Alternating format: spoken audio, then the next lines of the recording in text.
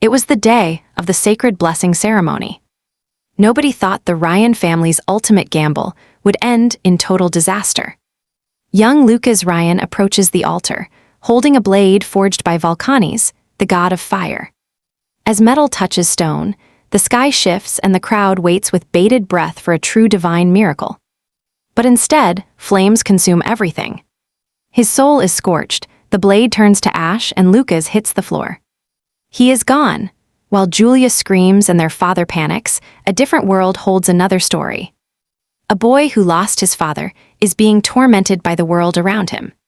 Still, he keeps going for his mother and his little sister. Then the infamous truck hits him. Fading out on the cold road, he makes one last, desperate and lonely wish. In his next life, he vows to protect those he loves with his very own hands. His soul drifts away, finding a home in Lucas's empty shell, in Volcanis' realm. The fire god is furious about that pathetic, broken sword. He sneers at the new soul, calling it trash, but over in the martial god's domain, things are definitely different. They claim Lucas as their own, and blast the martial god's blessing into him like a cannon. They push the power too far, shattering every limit and granting him the ultimate divine gift. Lucas opens his eyes, 2 lifetimes clashing inside his head. He is terrified. Will the gods abandon him? Will his family throw him away? Suddenly, Julia bursts in and hugs him tight. She is sobbing, screaming that everyone thought he was gone forever. Lucas comforts her, takes a breath, and makes a silent promise to himself. He has a second chance, and he will guard what matters most. Now he looks up at the vast sky. He sends a message to the martial god, "I am counting on you." Elsewhere, a long-forgotten demon statue suddenly shatters and comes to life. She senses the martial god has finally vanished from this mortal world. Blood coats her skin as she struggles to reclaim her lost, ancient power. She realizes only a tiny fragment of her former strength still remains. But she does not care. With the martial god finally out of the picture, this world belongs to her and her dark emissaries. 9 years pass. We find Lucas at the family estate. He is heading to pick up his sister when he is suddenly ambushed. A thornvine suddenly wraps around him. He knows this magic instantly. There is only one person this annoying, his brother Jeremy. Jeremy is the family's 4th child, a magic student with a level 5 blessing, and honestly, he's a total pain. Even the help starts mocking our main character.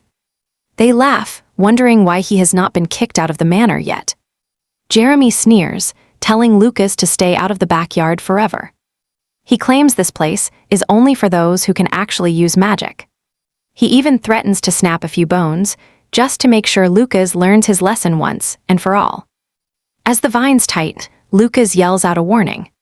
He warns Jeremy that his sister is done training and will be here any second now. Lucas suggests letting go now unless he wants to end up totally charred. Jeremy flinches, but then mocks Lucas for needing his little sister to fight his battles for him. He tries to look tough, shouting that he is not afraid of a little lightning. He barely finishes that sentence before a massive bolt of lightning strikes him down. He screams in pure agony before hitting the dirt, completely knocked out cold. The attendant shrieks in terror, and just like that, Julia arrives. She levels her magical staff, warning Jeremy that next time he messes with her brother, she won't be so merciful. With a quick spell, she strips the magical vines right off her brother's body. Jeremy finally stumbles to his feet, while Lucas gives his sister a proud little pat. Lucas just scoffs, telling the bully to learn his place before things get even worse. Jeremy and his lackey bolt, but not before swearing they will never forget this humiliation. Lucas smirks, teasing Julia that she was too soft since Jeremy can still run that fast. Once they are gone, Julia wonders why Lucas didn't just handle it himself since she knows his real power. He simply reminds her that his true strength has to stay a secret between them. Then he starts teasing his sister again, saying she will always be his big protector, and Julia just beams with a smile. Lucas then thinks back 9 years to the day he first woke up. His father had visited him. And although he feared being tossed out for failing his family, that didn't happen. Instead, his father hugged him tight, thanking the gods that his son was finally safe. Hall actually leads a secret night order, so he is constantly traveling, which is why he's almost never around to watch the kids at the estate. Still, he is a devoted father who cares deeply for Lucas and the family. Once Hall heard Lucas started training, he sent a letter immediately. It was packed with every bit of vital information the boy would ever need. He told Lucas about the ancient martial arts books in the library and said he was rooting for him. That single letter inspired Lucas to kick off a very daring plan. Over the next 6 months, Lucas dug right under his room, building a secret training hall while the staff wondered where he went. During the construction work, people just assumed someone was practicing earth magic. He split the secret basement into 4 distinct zones: a study area, training space, storage, and even a small bathroom. Since all his gold went into gear, he could only afford a simple bathtub for the washroom. With the training ground finally finished, he spent every single day training in total secret. He even started using medicinal baths, which is the most efficient way to boost your results. For 3 long years, he mastered a guide called Chaos Tempering Arts that he discovered in the library. Because of that, he became so powerful that even level 5 magic spells can't leave a scratch. His defense was perfect. Now it was time to see if his offense matched up. He draws his blade, and with lightning-fast speed, he carves up the training dummy, then he moves on to the spear, absolutely obliterating the target with his insane, overpowered, and legendary spear techniques. Turns out he has already reached the peak of spear mastery. After that, he moves on to fist techniques. 9 years of constant growth, yet he still has one major concern. According to the ancient martial arts texts he read, they say once a person reaches a certain tier of power, they hit a ceiling. The only way through that barrier is by gaining a true state of enlightenment. But reaching that state is insanely hard, which is why most people just give up and quit. That is exactly why martial artists are so rare these days, even though they are incredible. Honestly, physical combat shouldn't be any weaker than magic. But Lucas is different. He proves it by shredding a massive sack of sand with one single punch. Because of his relentless training, his fist techniques have finally reached level 5. For Lucas, ceilings don't exist. His levels just keep on climbing higher without any signs of slowing. Basically, every skill he has is skyrocketing. He truly believes he has the martial god's blessing. After finishing his intense training session, Lucas remembers his father is returning home today. It's finally time for a rare family dinner to celebrate his father's return. After a quick shower, he joins everyone at the dining table. His father greets him warmly. It's been 6 months since they last saw each other. He tells him to sit. Lucas calmly obeys, while his brother Jeremy sits nearby, absolutely fuming with rage. Dad mentions Allen Magic School is starting a martial arts department. He's already pulled strings to get Lucas an application. Martial arts is tough, but he knows his son can handle it. He tells Lucas to prepare well for next week's big exam.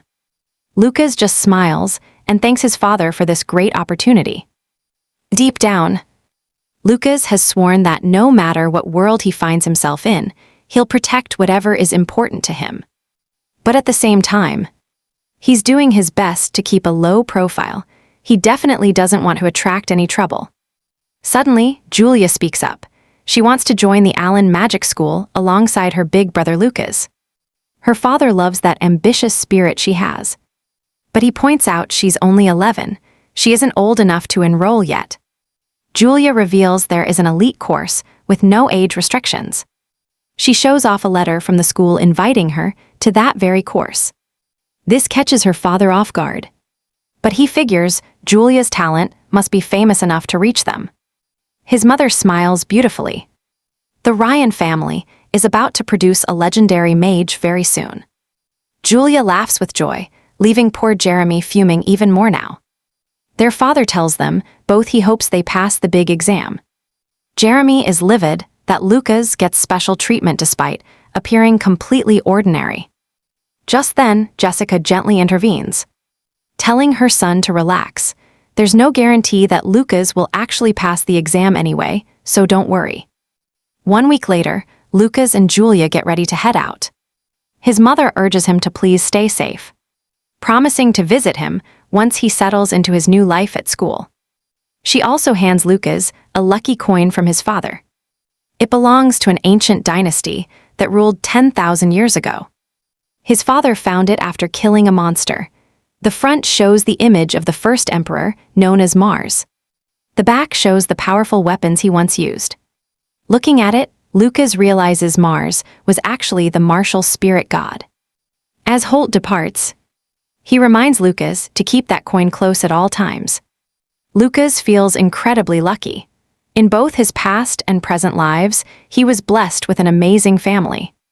A few hours into the journey, Forden, the butler, suggests they set up camp in a nearby clearing before the sun disappears. As they take a break and prep some food, Forden notes that they should reach Dactown, where the academy is located, by tomorrow night as long as they head out at dawn. Julia is curious and quickly asks if there is anything exciting waiting for them in Dactown. Forden explains that there is actually plenty to see, since Dactown is legendary for its massive magical dodgeball tournament held every single spring. Not only that, the town is also a paradise for foodies. Hearing this, Julia is already drooling as she starts picturing herself devouring every single delicious thing she can find. Suddenly, Lucas feels his senses sharpen. 12 horses and 13 riders are charging toward them from 2 kilometers out at high speed. Lucas casually asks Forden if bandits are common in these parts, and Forden confirms it, though he says a run-in is unlikely. Little does Forden know, Lucas already sensed the danger thanks to his chaos-tempering arts. With his new, razor-sharp senses, Lucas knows his gut feeling is right. There is definitely trouble coming. Analyzing the numbers, he realizes they are facing a massive disadvantage. This means he needs to play his cards perfectly. Lucas quickly jumps to his feet, warning Forden to get ready. You and I are about to see if his training actually paid off. The 2 guards are caught off guard because the forest is dead silent. They just figure Lucas is playing a little joke. Even Forden is skeptical, but he still instinctively reaches for his blade, ordering the others to draw their steel. While he has his doubts, Forden knows it is better to be safe than sorry. Just a few moments later, the bandits finally arrive. This is the moment the guards realize Lucas was telling the absolute truth. The bandit leader charges in with a grin, shouting about the fresh prey they just stumbled upon. Spotting Julia and Lucas hiding behind the guards, the thugs immediately mark the kids as their targets. Forden barks a warning about the consequences of laying a finger on nobility. But the leader couldn't care less. He orders his men to slaughter the soldiers, but leave the children breathing. Forden and his men brace themselves to face the reckless bandits. At first, the guards manage to hold their ground against the assault. Forden even lops off the head of a bandit who tries getting near the kids. Julia wants to jump in, but Forden tells her to stay back and leave this to him. Together, Forden and the soldiers keep driving the thugs back.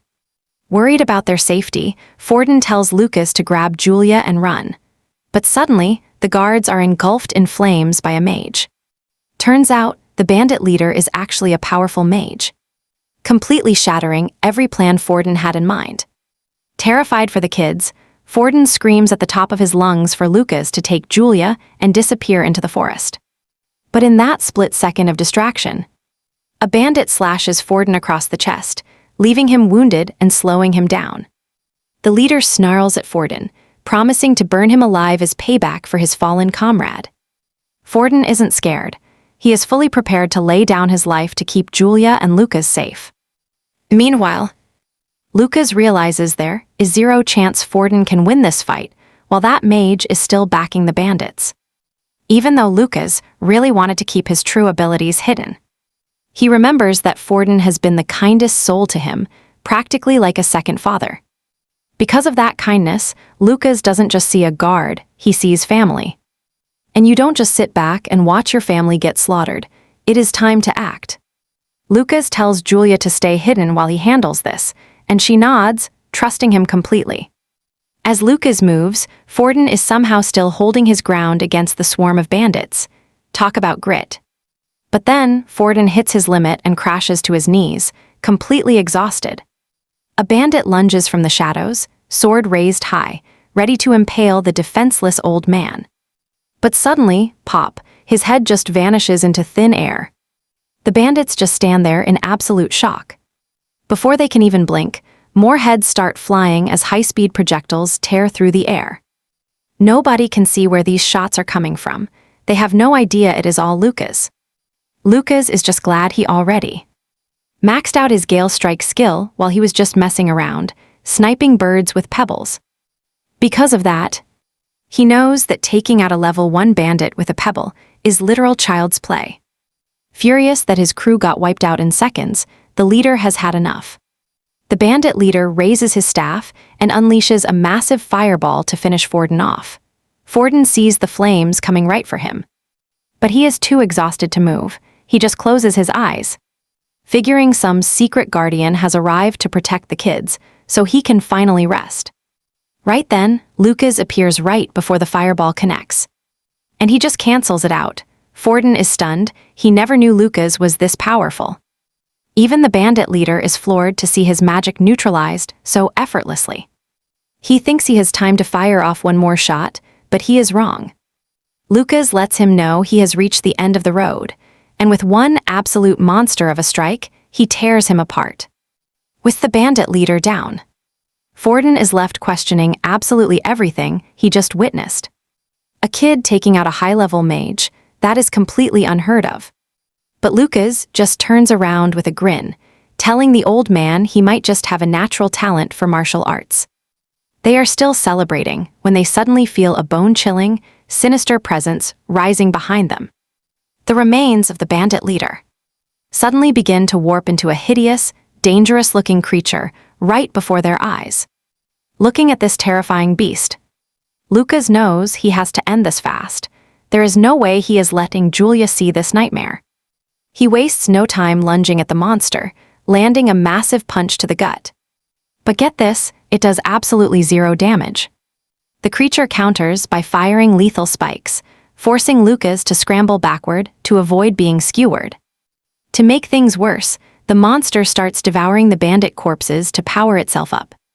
Lucas wonders exactly what kind of monster this is. And by activating his all-seeing eyes, he spots a hidden insignia that seems to be controlling the beast. Before he can react, the thing balloons into a massive giant, looming on all fours. Since raw power isn't working on this thing, Lucas realizes he needs a new plan. Stick with me. Lucas coats himself in explosive kai before launching a powerful strike on the monster. A blinding golden light completely consumes the beast, shattering the hidden core that was pulling its strings. With the threat finally neutralized, Lucas collapses to catch his breath, while Julia runs over to embrace her big brother. Julia showers him with praise, calling him incredible for taking down those bad guys. Forden, however, is left in total shock, unable to process the power he just witnessed. Suddenly, the frantic neighing of a nearby bandit horse catches their immediate attention. They turn to find a young girl tied up on the saddle, a total shock. Meanwhile, that demon from 9 years ago is growing far more powerful. And she just received word that one of her top emissaries has been defeated. She wonders who could have actually pulled that off. But she chooses not to stress over it, focusing instead on reclaiming her full strength. Back with the group, Julia finds out the rescued girl is named Maya Rasta. The name Rasta rings a bell for Forden, and Julia realizes she has heard it too. Lucas explains that both the Rasta and Ryan families are nobility living near Dacton. Julia confirms this. Lucas is right, she says, before asking Maya why the bandits targeted her. Through a stream of tears, she begins her tragic story. Hours earlier, bandits ambushed her carriage and slaughtered every single one of her guards. Her maid tried her best to protect her, but she met a truly horrific end. Maya pleaded with them, but her status as a noble meant nothing to those killers. It seems their actual goal was kidnapping noble children. Julia tries comforting her. promising her there is no more danger now that the bandits are dead. Later that night, while the girls sleep, Lucas asks Forden for his honest take. Forden notes these bandits are likely professionals who have been hunting noble kids for months. Lucas then suggests that a demon must be involved, since bandits using magic and necromancy is beyond weird. Forden tells Lucas not to worry because he will report everything to the city of Hall. He is confident the Rasta family will help them once the news reaches them. Lucas offers a few more suggestions to keep them out of trouble. The next morning, they reach Dacktown, but Lucas warns Julia there will be no time for sightseeing. Bandits might still be lurking in the area. For their own safety, they need to head straight to the magic school. Julia pouts, so Lucas explains this is the only way to keep her and Maya safe. Maya quickly agrees with him, but Julia is still grumpy. To cheer her up, Lucas promises to buy her whatever she wants in the gourmet district. Julia beams with joy, and Maya is touched by how close the siblings are. Forden suggests they crack the window to finally get a look at the town. Julia eagerly agrees. And she is breathless at the view. Even Maya is impressed by how lively it is. Deep down, Lucas feels it too.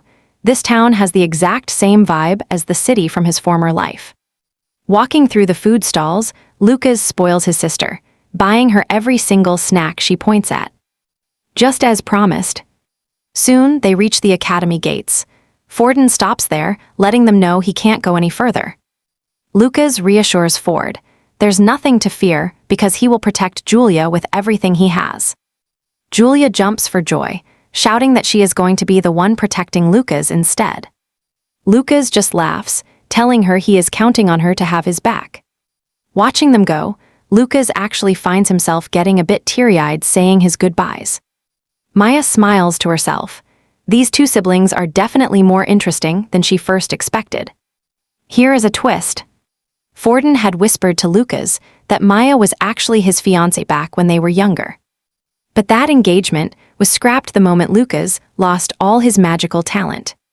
Now about this Allen Magic School.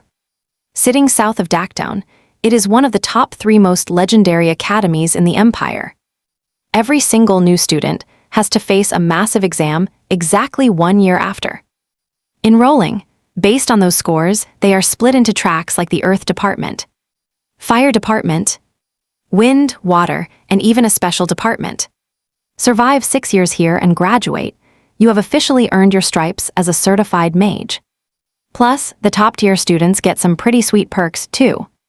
And if you pass the mage exam early, you can graduate whenever you want. No waiting around. Meanwhile, back at the plaza, Julia is looking a bit down because their friend Mia is already gone. Turns out she finally reunited with her long-lost family. And Julia really hoped they would take the exam together. But Lucas, on the other hand, is just glad Mia is safe now. Being with family means she is finally out of danger. He reminds Julia that once they both pass this thing, they will be seeing each other every day as classmates anyway. There is nothing to worry about. That is all she needed. Julia brightens up instantly because her brother is totally right. As she runs around, everyone in the plaza is staring at Julia. I mean, look at her, she is absolutely adorable. Suddenly, they bump into Mina, the high-end mighty vice president of the school student council. Mina looks super composed, and she is immediately drawn to little Julia's energy, too. She asks if she is just here tagging along with her big brother. But Julia corrects her, she is actually here to crush the entrance exam herself. Mina is shocked, a kid this young taking the elite entrance exam. That means Julia must be the legendary girl chosen for the elite course. She asks if she is from the Ryan family. Julia is stunned. How does this stranger know her name? Mina just gives a mysterious smile, saying she will find out the truth soon enough. She tells Julia to follow her so she can lead her to the registration desk. Lucas is just standing there in shock. Mina didn't even acknowledge him. It is like he is a ghost. Finally, Julia has to chime in and remind Mina that her brother needs to sign up too. It finally clicks. Mina had completely, 100% forgotten that Lucas was even there. She turns around. looking pretty awkward as she asks if he is actually serious about the martial arts exam. The second those words leave her mouth, every student in the area turns their head. The whispers start immediately, nasty comments about how Lucas must be a total moron for picking martial arts. Someone even starts laughing about how ridiculous it is to show up at an elite magic academy just to punch things. Our main character is actually a bit shocked to see this much prejudice inside a place of learning. He knows these mages think they are superior, but from where he stands, they look like a bunch of fragile weaklings. See, Lucas is dead certain no mage here can touch him. To a guy like him, they are basically just insects. Truth is, he would not even be at this school if his parents had not practically forced him to sign up for this mess.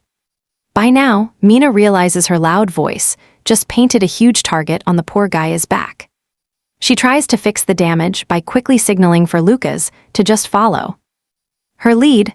Once they are registered, she is going to personally take him to the testing hall. Lucas is actually caught off guard. It turns out Mina is pretty decent compared to the snobs surrounding them. The crowd of haters is stunned. They cannot believe a staff member is being so casual with this absolute nobody. A bit later, Mina processes their forms and hands over the official emblems that signify they are now actual candidates. She explains their ID numbers are inside and warns them to keep those emblems visible at all times during the exams. All right, so there are 3 main tests they have to pass. First up is the magic light test, designed to measure their raw internal potential. Second is the compatibility check.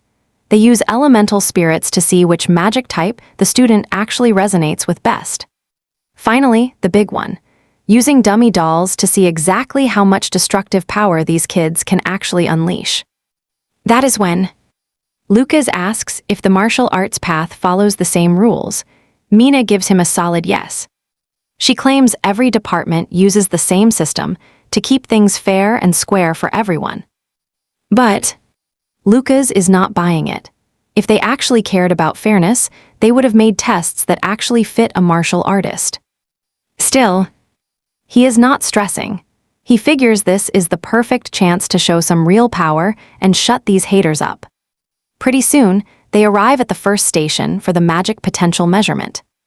All the candidates are supposed to just place their hands on the glowing magic device. But when Lucas touches it, the display hits a big fat 0. Even the examiner is floored. A 0 rating is something that only happens once every 1,000 years. This is like blood in the water for the other students, who start laughing and mocking him immediately. But Lucas is keeping his cool. He honestly expected this result from a magic measuring tool. Next up is Julia. When she touches the light, it explodes into a bright purple glow, scoring a 7 out of 10. Honestly, the examiner has to admit it. Julia is definitely going to be one of the top recruits this year. While the crowd is gasping, Lucas is not even blinking. He knows exactly what his sister is truly capable of doing. Actually, he knows she is holding back, so he tells her to just go all out right now. Julia nods and starts pumping even more mana directly into the crystal orb. Suddenly, the light turns gold. Everyone there is completely paralyzed with shock. The examiner is absolutely shaking. The last person to reach this level was years ago and way older. Julia is a total monster. Once Julia is finished, she rushes back to her brother, beaming, asking if she was totally incredible. Lucas gives her a head pat, confirming she did a fantastic job. He even promises she will be a legendary archmage one day. As they celebrate, a nearby candidate starts spitting venom about Lucas. He calls him a talentless hack who is just riding his genius sister's coattails. His friend immediately clamps a hand over his mouth. He warns him to shut up before the sister hears and takes offense. Lucas is actually loving this because everything is moving according to his plan. He wants Julia in the spotlight so he can enjoy a quiet life. For 3 years, he has worked tirelessly to sharpen her natural gifts. Now, seeing her succeed, he knows the hard work paid off. With the measurements finished, everyone heads over to the spirit hut. Deep down, Lucas knows it is finally time for his secret efforts to bloom. The candidates are told they are about to face a compatibility test. And then, right on cue, spirits swarm Julia in a massive cloud, leaving the other students speechless. One guy, blessed by a level 6 wind god, is fuming. He is frustrated because not a single wind spirit approached him. They were all flocking to Julia. Everyone is convinced she has a perfect connection with every single element. Of course, Lucas is the mastermind here, having taught her a secret mana circulation technique long ago. That alone is what skyrocketed her potential. Even at level 2, she is untouchable. Lucas knows she has already done more than enough to pass easily. The examiner announces Julia's score is 90, the highest of the entire group. He praises her success, but as she is soaking it all in, she notices the other students glaring at her with pure jealousy. It is too much for her, so she runs straight to her brother. She trembles, telling him the way everyone is looking at her is terrifying. Lucas explains that is just the price of being a genius. Jealousy comes with the territory. He tells her there is nothing to fear, and she simply needs to get used to it. Julia agrees. She vows to get even stronger so she can protect her brother. Lucas worries for her, though. He realizes she definitely needs to toughen up. While the crowd praises Julia, the mood shifts. They start mocking Lucas again for having zero talent. See, during Lucas's own compatibility test, the spirits would not even go near him. They looked absolutely repulsed. But one student whispers to his friend that something felt off. He swears he saw a fire spirit lose its arm right after Lucas walked past. His friend just laughs it off. He thinks he is seeing things. Spirits are tiny, how could you see a hand flying off? Lucas is genuinely shocked that someone actually caught a glimpse of that. And the kid was right. During that second test, things got weird. The fire spirits were acting hostile, showing him a real attitude. Likely because the fire god himself had rejected him. After the test, Lucas tries to leave, but one salty spirit decides to spit on him out of pure spite. Big mistake. Lucas immediately teaches the spirit some humility by casually tearing its arm off with a tiny pebble. Once they wrap up the compatibility test, Lucas suggests they head toward the final testing area. He asks Julia if she thinks she can snag first place this time around too. Julia humbly tells her brother that first place is already hers, as long as he doesn't start trying. Lucas just smiles. He tells her he won't be going all out since he expects his little sister to protect him. Soon, they reach the destructive power venue, filled with several reinforced metal dummies just waiting to be smashed. Lucas catches some students gossiping. One guy plans to punch that doll with everything he has just to stop Julia from taking the win. Another student mentions the possibility of Julia completely obliterating the dummy. But the first guy snaps back, saying that's totally impossible. He explains these dummies use special metal, reinforced with powerful defensive magic. Apparently, they can even withstand attacks below cursed class. He's confident Julia doesn't have the raw power to pull off an attack like that yet.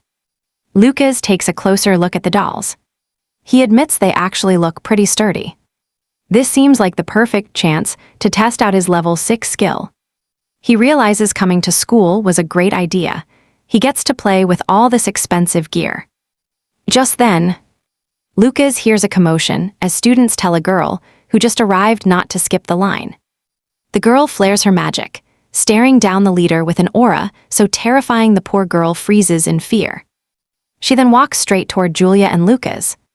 Without warning, she casts mental magic on Julia. It works instantly.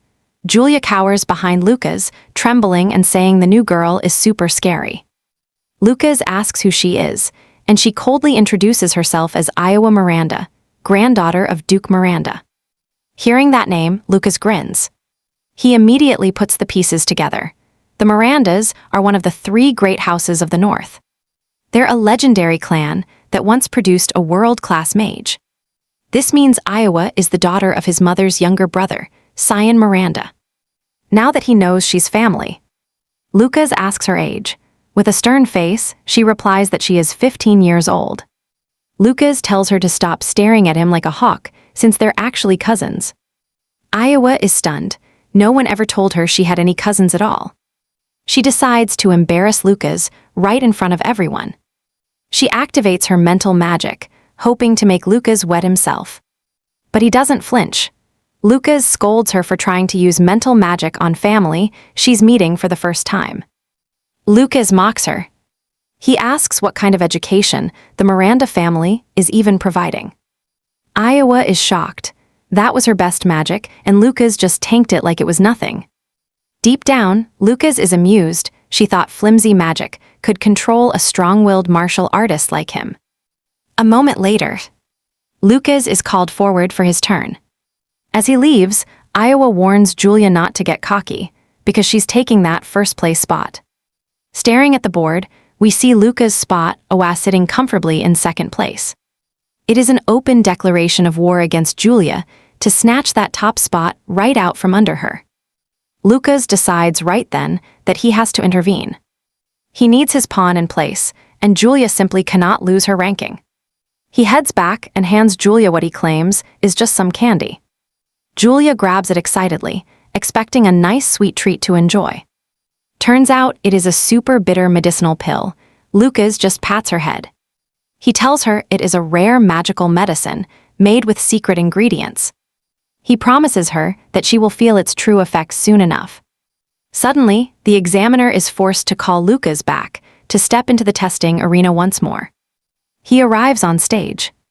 The instructions are simple: hit the doll with every bit of magical power. They are going to grade him based on how much destruction he causes. Since magic is a no-go, Lucas asks the examiner if a physical strike is okay, which the other students overhear immediately. The other students burst out laughing at the thought of a guy using his fists.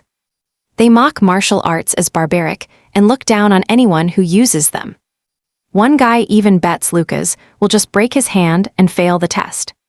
While the insults keep flying, Julia overhears the insults and gives them a terrifying side-eye that forces them to shut up instantly. Julia is totally fuming. Lucas told her to behave, otherwise she would have thrashed every single one. Iowa pulls Julia aside, unable to believe a supposed magicless loser could block her high-tier mental magic so easily without using any mana at all. Julia confirms that her brother really does not have magic. But he is amazing. Still, Iowa is convinced that Julia is being brainwashed, because there is no way a simple martial artist could ever do anything actually impressive. Suddenly, a massive boom rocks the arena, leaving everyone wondering what just exploded. 2 minutes ago, the examiner told him his attack style did not matter. Lucas nods, figuring he has just enough physical strength to handle this dummy. He gets into his stance and blurs toward the target dummy. A single punch connects, sending the doll flying into orbit. It slams into the wall as a golden light flashes above. Iowa is floored. That speed, it was on par with high-ranking wind magic. Even crazier.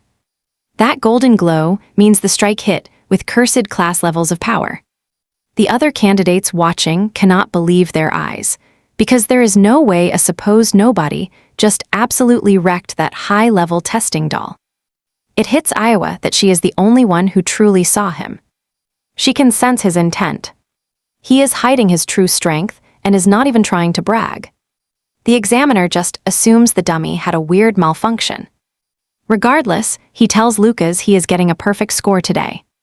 Lucas thanks the man and asks where he should put the broken testing dummy. The examiner tells him not to worry about that, as the dummy is too heavy and they will just move it using magic later. Lucas just flashes a peace sign toward his sister. He is glad we only saw a fraction of his true power. All right, you and I are watching Lucas aim for a score high enough to enter the academy. As the exams progressed, everyone completely forgot about Lucas, distracted by Julia's sheer, overwhelming talent. When Julia steps up, she unleashes fierce red lightning. This crimson energy is second only to legendary gold thunder. The crowd is absolutely floored by it. One student even dreams of reaching Julia's level before she finally graduates. After that display of power, Julia sits back down, totally stunned by herself. The examiner calls it out, She scored an impressive 9.5. Julia finally reunites with Lucas. They start discussing that red lightning. She admits her limit used to be purple lightning, even when she pushed her full force. Julia can't believe how fierce it felt. Little does she know, there's a secret.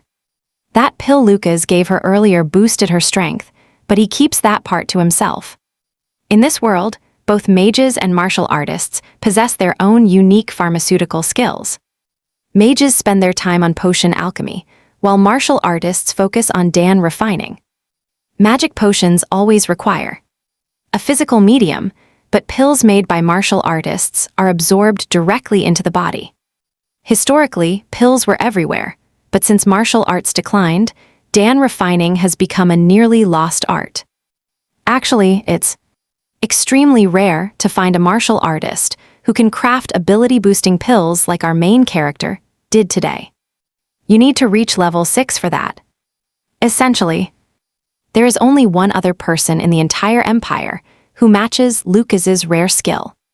That's the level 9 legend, Duke R. Susan, who currently serves as the Minister of Martial Affairs. Even the top mages swallow their pride and beg R. Susan for his legendary magic pills. If people realize what Lucas can do, we'll see absolute chaos. It must stay secret. Soon after, Lucas and Julia hit a bench to catch their breath. He promises she can sleep once they're in the dorms after class assignments. Right then, Mina appears, and Lucas wonders what on earth she is doing there. She's there to post the assignments and offers them both a huge congratulations. They both ranked first in their elite and martial arts classes. Julia goes wild with joy. Lucas just smiles, congratulating her and saying he's now counting on her. Mina asks which department she wants to join next year, which leaves Julia looking pretty confused. She quickly explains the 5 departments: Earth, Fire, Wind, Water, and Special. After a year, a whole new set of tests decides where every student is officially sorted. Julia thinks it over. Her attribute points toward Wind. Truly, picking Wind is the best choice, and Mina excitedly agrees given her unique blessing from the Thunder God. Mina grabs her, shaking her with excitement while waiting for her to join the ranks of the Wind department. Lucas is stunned. Even we can see the departments already fighting over his top talent sister. Mina offers to show Julia the girls' dorm. Julia says her brother farewell for now, promising they will catch up later. Lucas waves off his sister, and he urges Mina to look after her well. Lucas sets off, heading toward the martial arts department dorms. Meanwhile, Iowa takes a look at the rankings. She realizes Julia took the top spot, but she is not about to give up. She's definitely coming for that rank next year. Soon, Lucas arrives at the martial arts department. He expected very little, but this is shocking. Total disappointment. The place looks less like a dorm and more like a total dump for rats. He honestly wonders if humans can survive in a wreck that looks like it's one gust away from collapsing.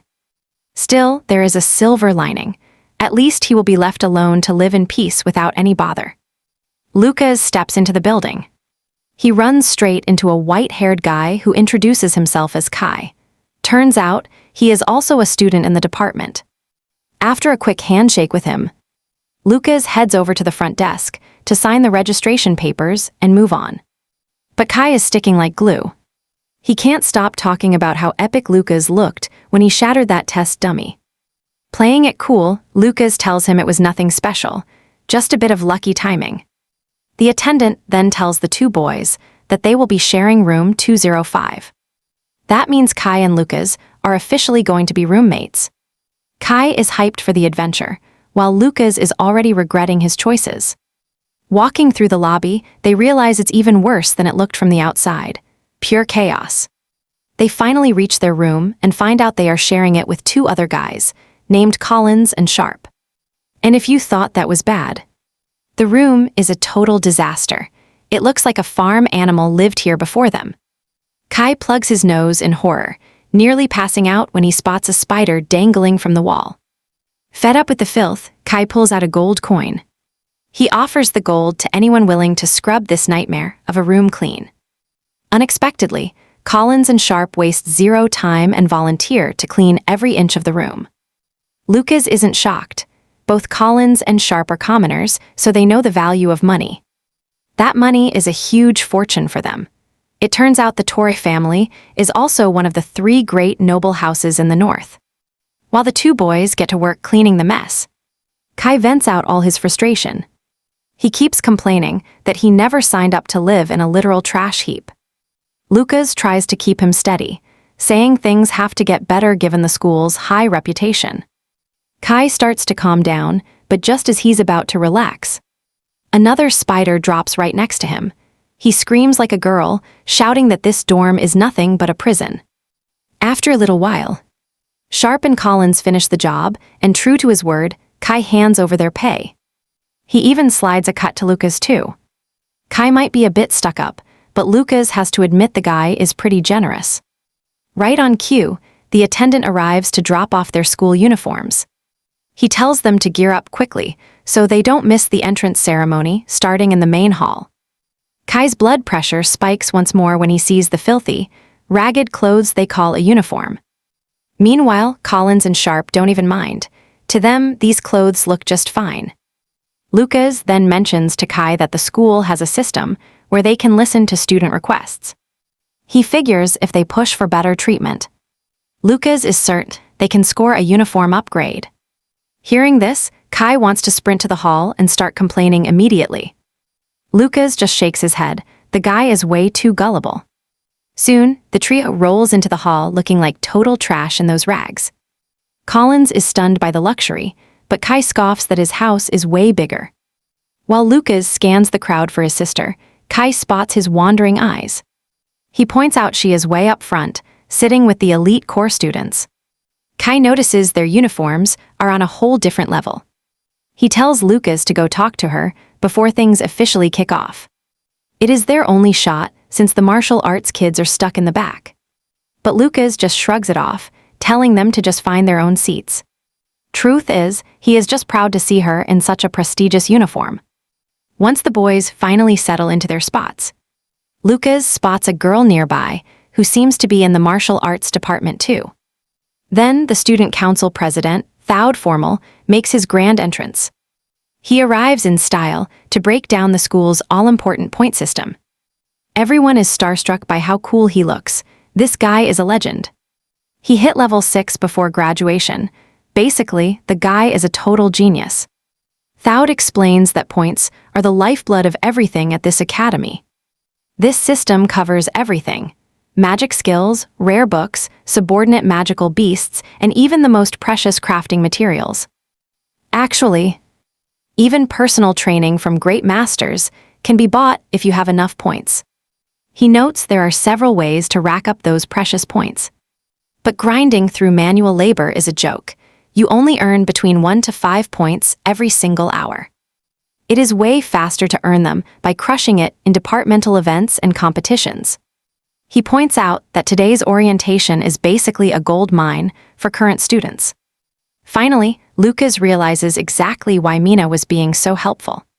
He adds that joining the student council guarantees a steady monthly paycheck. It is basically a guaranteed salary of points every single month. The president rakes in 500 points per month. Vice presidents get 200, while regular members take home 100 each. Finally, there is the high-risk, high-reward method, hunting down monsters. See, there is a massive mountain range right behind the school, and it is famous for being crawling with dangerous magical beasts. Kill the beasts, turn in the materials, and the academy will rain points on you. Lucas hears this and grins. He is hooked instantly. To him, this is basically a custom-made training ground. A few hours later, by using some tranquility incense to knock his roommates out cold, Lucas is finally able to sneak out of the dorm room and begin his secret mission.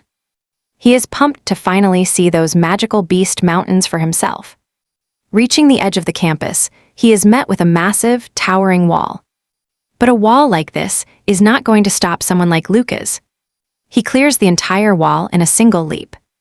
With a wild grin, he lands firmly in the heart of the magical forest. The first monster he encounters is a horned frog, and Lucas toys with it before effortlessly ripping its horn out, leaving it helpless. These horns from the poisonous black horn frog are known as key ingredients for magical potions. And Lucas knows they will trade for a massive amount of school points. He discovered the school's secret stash of legendary martial arts manuals. And he needs those points to unlock the very same skills once wielded by the martial god himself. Since time is running out, he quickly scans the area to map out every magical beast nearby. Thanks to his overpowered eyes, he can pinpoint every single target in the vicinity with zero effort. There is a level 1 shell mouse, level 2 bats, and level 3 magic crest leopards. But they are all just fodder. He trashes them like they are absolutely nothing. It is a total slaughter, 1 shot, 1 kill, before long. His haul is massive. He is set on points, which means he can finally get rare ingredients for Dan refining. But Lucas feels something is wrong as he realizes the area is way too quiet. Plus, there are barely any traces of beasts left, making him wonder if a true apex predator is lurking nearby.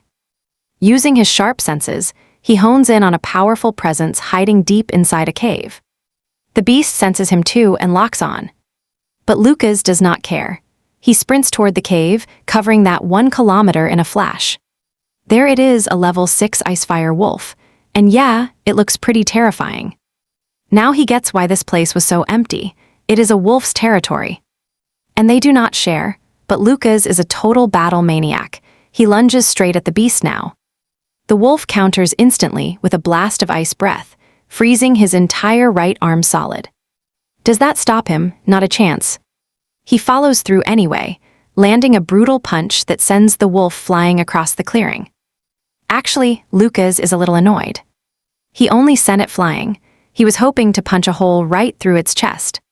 This is perfect training material, though.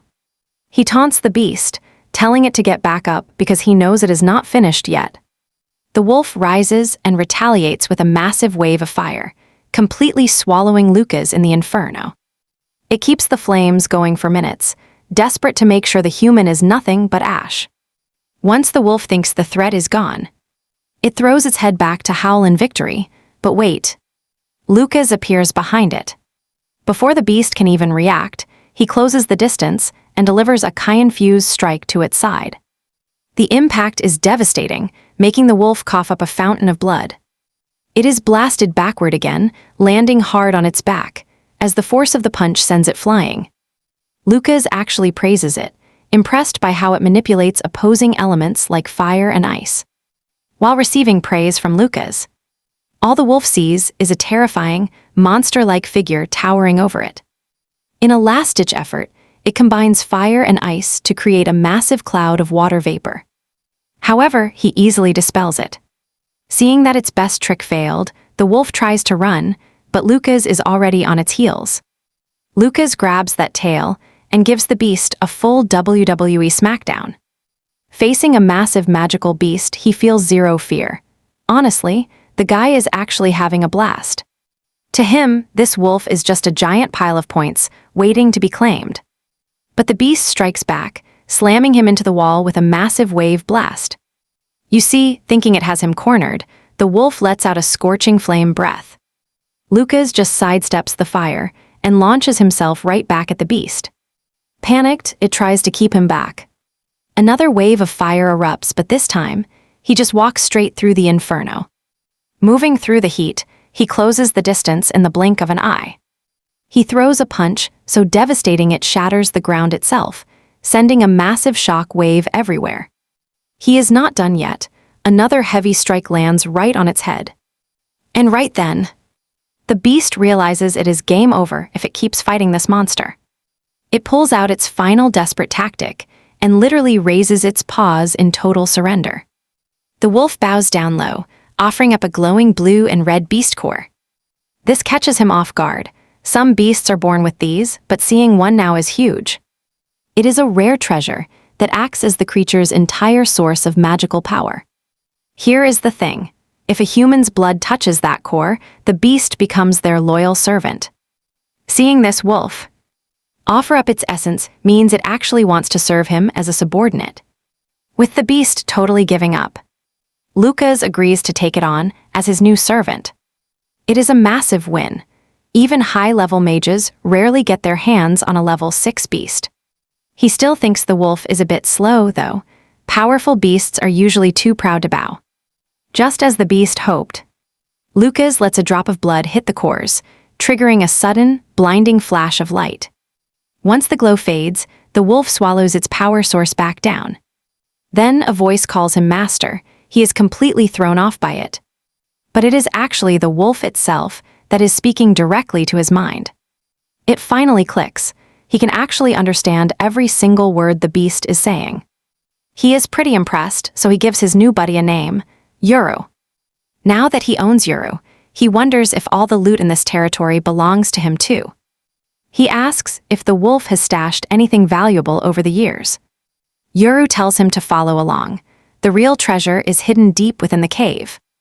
They reach the stash, and it is loaded with everything from rare pelts and bones to shiny gemstones. His jaw drops. He just walked right into a literal gold mine of rare materials. But wait. Uru says this pile is nothing compared to the good stuff. It then reveals the true secret vault. It is packed with level 3 beast cores, and there are even 2 level 6 cores there. The wolf explains it 8 water and fire attribute cores just to reach its current level.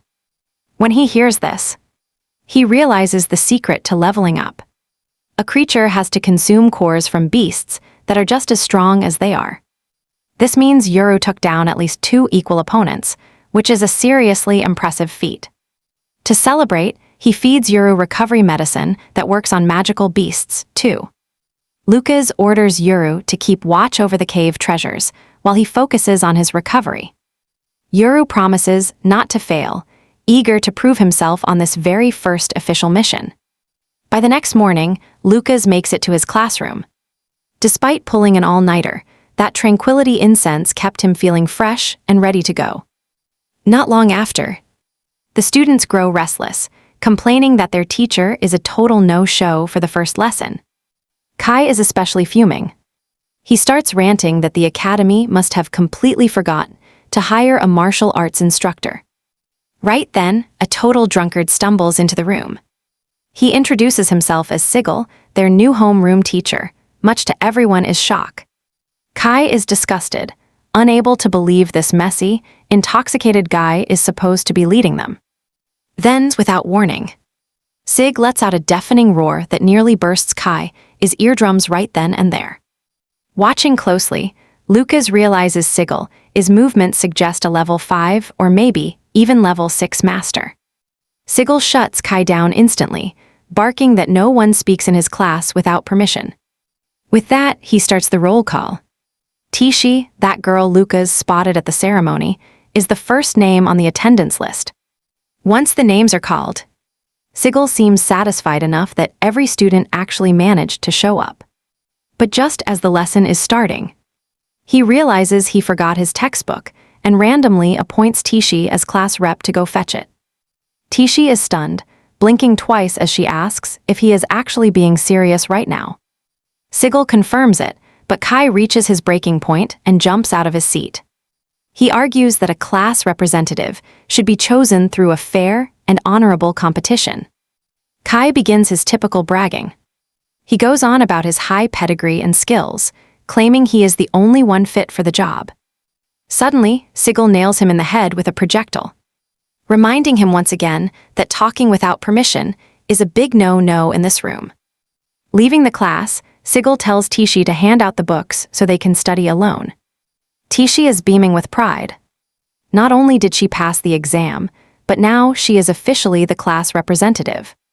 She vows to use this golden opportunity to finally change her destiny for good. Meanwhile, Kai is left clutching his throbbing head. Lucas quietly notes that there is definitely something strange about this teacher. Kai immediately agrees, plotting to report the man so they can get him fired for good. However, Lucas is busy analyzing the situation. He can tell Sigil has survived serious injuries, which explains why his movements are so unique. This leaves Lucas wondering just how monstrously strong this man was before he was crippled. He tells Kai he won't be reporting anyone, secretly excited to see what Sigil can truly do. Fast forward several hours, and we find Kai and Lucas outside the cafeteria. Kai is still bitter, complaining about how their teacher ditched them for hours of self-study. To Kai, Sigil is nothing. Just an irresponsible drunkard who should not be allowed to pick class representatives. While Kai continues his angry rant, Lucas spots his sister, giving her a gentle head pat and asking how her first day went. Julia mentions how her homeroom teacher, Linda, is actually great. She is a total sweetheart who pushed her to run for class rep next week with some serious motivation. This just fuels Kai's chatter, since reps are always picked exactly 1 week after everyone gets enrolled. Julia is shocked to hear the martial arts class rep has been chosen already, and she immediately asks Lucas if he took the spot. But Lucas just shakes his head, letting her know it wasn't him. He suggests they hit the cafeteria instead, hearing the food there is actually legendary and worth the hype. It turns out that every meal at the school works on a point system, and fresh students who just arrived with 0 points can swap cash for credits, but only for a single time. Now get this, the rate is different for every single department. Julia scores a massive meal and starts feasting, apparently for just 1 silver coin. Others get 100 points, but martial arts students only get 10 miserly points. Kai is stunned that even the faculty is openly hating on the martial artists. A teacher shuts down a complaining martial arts student, stating status is meaningless because points are the only thing that matters. As he chokes down some dry, crusty bread, Kai realizes that joining this school basically means waving goodbye to his human rights. Julia feels terrible seeing Kai suffer and offers him some of her food. Kai starts sobbing, calling Julia a total angel. Suddenly, Mia appears, and Julia kindly invites her to sit down and eat together. But Mia politely declines, telling them she has already had a meal. She mentions she baked some cookies as a thank you for their help earlier. She offers one to Julia, who happily grabs a cookie with pure excitement. Lucas takes one too, praising Mia's baking skills because they are seriously delicious. Kai, being himself, dives in for a treat and claims the quality easily rivals those famous Troy family sweets. Kai and Mia hit it off, and he immediately starts teasing Lucas for knowing such a beautiful girl. Little does he know, he actually knows her very well. She was his fiancée, but he cannot say anything. Once Mia finishes handing out her cookies, she takes off, and Lucas can finally take a breath again. Lucas realizes the cafeteria is a magnet for familiar faces, and you guessed it, Mina appears right on cue. Not long after that, Thowd starts strutting through the cafeteria, trying to look cool by flying around using fire magic. Seeing this, Lucas quickly realizes that Thowd is just a guy who loves to show off. However, Lucas already has 0 respect for the guy. After the ceremony, he overheard that Thowd only hits level 6 magic by cheating with medicine. While Lucas is eating, he spots Sigurd leaving the cafeteria and wonders where the heck he is headed. Meanwhile, the teachers are busy complaining about Siglet's absolutely trashy attitude. But others feel bad for him, knowing he only changed after that one specific incident. Sigurd eventually joins the rest of the faculty and the headmaster. With everyone finally present, the headmaster announces that today's big agenda is all about the magical beast taming tournament. It is common knowledge that magical beasts are constantly attacking the Carmina Empire. And because of that, those beast taming skills, absolutely required. Alright, you and I are looking at a yearly tradition, the Allen Magic School's Beast Taming Tournament. Julia's teacher then drops a bombshell. Over 2,000 level 1 magical beasts are ready for the competition. She suggests they stick to the usual schedule and launch the tournament in just 6 days. But then Teacher Greg jumps in, agreeing with the 6-day timeline. However, he argues that martial arts students shouldn't participate because they can't handle real magical beasts. But wait. Segal pushes back immediately. Greg tries to play it cool, acting like he is just worried about student safety. Then Linda steps in, making it clear she is standing firmly on Sigurd's side. Linda reminds Greg that as official new students of this academy, the martial arts students have every right to compete. Another teacher chimes in, insisting that every single student deserves to be treated with total equality. Greg is secretly fuming. He cannot believe there are still teachers who agree with Siegel, especially someone like Linda. In Greg's mind, Linda is only supporting Saig because she hopes he will return to his prime as a level 8 powerhouse. Realizing he is totally outnumbered, Greg is forced to back down. Still, he is convinced those martial arts kids will just break down crying once they see the monsters. With the staff finally agreeing. Now pay attention, because the headmaster just made the martial arts students' entry official. After the meeting, a fellow teacher pulls Linda aside for a chat. They ask if she's truly sure about this, wondering if Greg might actually be right about the danger they face. Another teacher adds that while its true martial arts require combat, they remind Linda that this beast taming tournament is incredibly harsh. Linda just offers a smile. She explains that long ago, someone taught her that cowards who lack the spirit to face challenges aren't real martial artists. And that person is none other than Siegel himself. Linda adds that any student who refuses to participate in the tournament will eventually be expelled from the martial arts department by him. Back in class, Siegel returns. He breaks the news to them about the beast taming tournament. Because of this, Siegel orders them outside for intense combat training, vowing to make sure they have the strength to defeat magical beasts. Right on cue, Kai opens his big mouth to bring up the class representative issue once again. He argues that the tournament is usually just a way to decide the class leader, since their representative has already been chosen. He claims there is no reason to go, but Sigurd silences him with another swift hit to the head. Lucas, however, is busy worrying about the upcoming training. He's genuinely concerned about holding back his power so he doesn't accidentally blow away his own sparring partners. A few moments later, they report to the training grounds. After watching Tishi for a bit, Lucas starts to realize the truth. Tishi is actually incredibly strong. It looks like he is the only person in class who outranks her.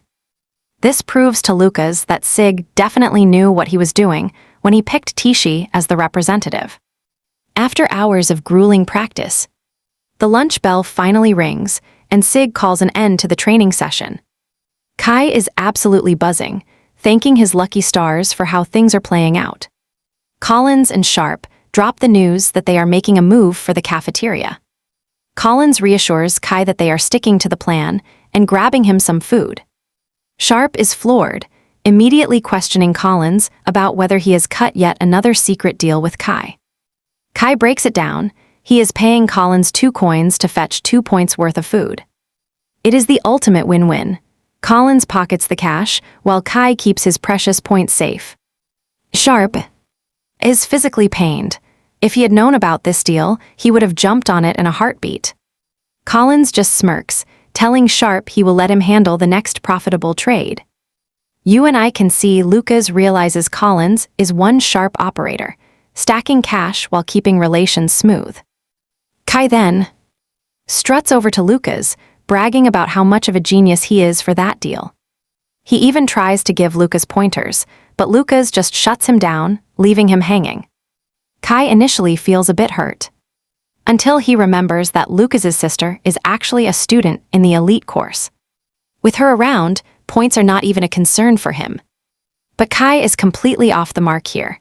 Even without Julia, Lucas would not be missing meals. Lucas could easily head into the woods and hunt down some beasts for a 5-star feast. As he roasts meat over the flames, he recalls Mina trying to get close to Julia once more. Because of that, Lucas knows he needs to stay alert. He has to ensure Mina is not hiding any dark motives. Right then, he spots Yuru. The little guy is already drooling over the meat sizzling on the fire. Lucas decides to share. After all, he is a pretty good beast to have around. He tells Yuru that once the meal is finished, it is time for some light sparring. Lucas promises to go easy, but poor Yuru is terrified.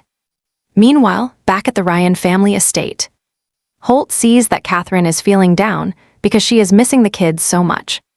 Since they are on her mind, he suggests it is time for a surprise visit. He is heading through Dakton for work anyway, so he will take her along for the ride.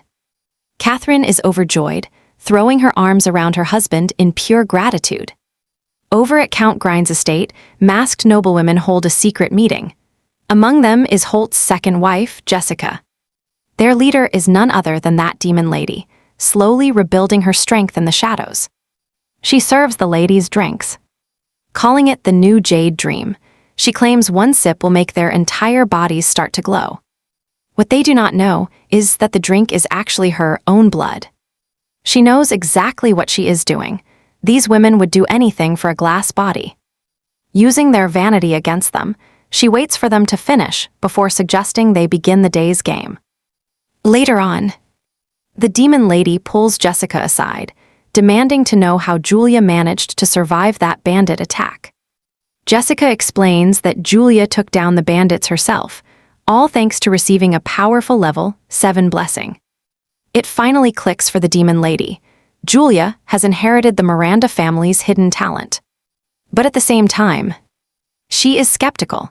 There is no way a level 7 could actually defeat a bandit leader alone. Then she makes a truly dark offer. Would Jessica like Catherine and her daughter dead to finally become Baroness? Jessica doesn't hesitate to say yes. We are about to see just how far she'll go for power. Living up to her villainous reputation, she marks Jessica with her insignia, forcing her into a state of total and absolute submission. Meanwhile, back at the academy, Tishi tells the class they are diving right back into combat training this morning. Kai and the others start groaning about the grind.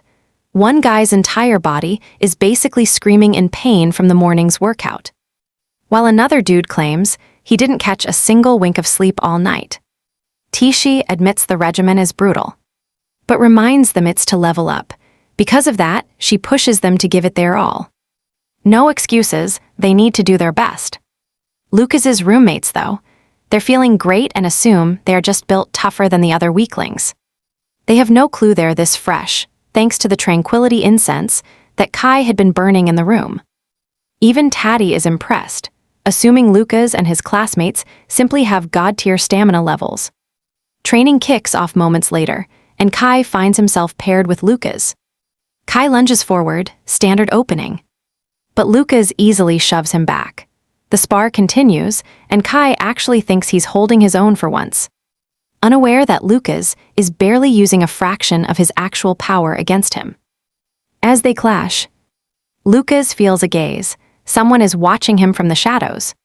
He is right. An old man is perched under a distant tree, eyes locked onto every single move the boys are making in the training field. Kai spots the opening while Lucas is distracted. He tries to land a strike, but Lucas's reflexes are on a whole other level compared to him. He dodges effortlessly, leaving Kai to eat dirt as he crashes hard into the ground. Kai isn't done yet. He scrambles up, declaring the fight isn't over until there is a clear victor. Lucas just resets his stance. Challenge accepted, let's do this. Turns out, the mysterious spectator watching the spar is an old man named Atani. On his way back to the library, he crosses paths with Mina, who offers to accompany him, but he coldly turns the gesture down. Atani isn't fooled. He's already realized that Lucas is hiding a massive amount of true strength. Intrigued, the old man decides he's going to keep a very close eye on Lucas. Finally, hours later, the brutal combat training session comes to an end. Luckily for them, Sigurd had previously taught the group some solid massage techniques. It's a lifesaver, helping everyone soothe their cramped and aching muscles. Lucas is relieved. This distraction means nobody will suspect why he and his roommates were the only ones full of energy earlier this morning. Now it's time. Lucas decides he needs to build his own private training ground. But for that to happen, he needs to track down some high-quality building materials first. Naturally, the school magic shop carries rare loot that you just can't find anywhere in the public markets. Stepping inside, Lucas is floored. The place is massive, more like a high-end shopping mall than a shop. He starts browsing, but quickly realizes these items are no joke. Definitely expensive. At this rate, he could easily burn through 100 points monthly, even though Julia gets a ton of points. But he can't just leech off her forever. If her stash runs dry, they are both in trouble. For today, Lucas sticks to the basics and just buys some magic potions. But for his next visit, he'll bring materials from Yuru's cave to trade them in for some serious points. The attendant is busy sleeping when Lucas shows up at her desk with a mountain of items, telling her he wants to buy them. Scanning through all the items, the lady reveals the total cost for everything comes to exactly 5 points. She notices Lucas is from the martial arts department because of the uniform he is wearing. And since they only get 10 points, he is already blowing half of them in one go. Once Lucas finishes paying, he turns to leave the shop. But as he reaches the door, she warns him to watch his spending because he might just regret it later. Lucas just flashes the lady a grin, telling her these things are not even enough, and he is definitely going to come back for more very soon. Meanwhile, the clerk is surprised. He bought so many potions when martial arts students do not even use them. She wonders how Lucas plans to use them, but just assumes he is a reckless noble with too much money. Later on, Lucas makes his way back to Yuru's cave, and he mixes the potions into a bath to soak up those medicinal effects. Once he is finished, he realizes there are still some effects left over. It would be wasteful to toss it, but he obviously cannot just give someone bath water to drink. Just as he steps out of the bath, Lucas is thinking about his next move when he feels something strange right behind him. He turns around to see Yuru chugging the potion water until the very last drop is gone. Lucas is initially totally disgusted, but then he pats Yuru, telling him the water should actually help strengthen his body as well. Yuru excitedly thanks his master before mentioning that he really wants some beef. Lucas is just glad the bathwater issue is finally solved, and he plans to trade cave materials for points when nobody is around to see him. He also plans to hide his new tools at a shop near the dorm. After this, he will transport them to the cave at night, when he bought the dummy. He easily lifted it on one arm, even though it was heavy, and the attendant offered to help him move it using magic. The teacher waves, calling him a good boy and telling him to visit again whenever he wants. Lucas has managed to escape suspicion because the shop clerk thinks his family sent the materials. Not long after, Sigurd is seen scolding his students for being lazy and slacking off. He reminds them the taming tournament is the very next day. He tells them they are free to drop out if they cannot handle training. Sigurd walks around the grounds, giving advice to the students he thinks are failing. He grills Kai, telling him that he is way too weak. But Kai argues, saying he actually beat Lucas, Sharp, and even Collins.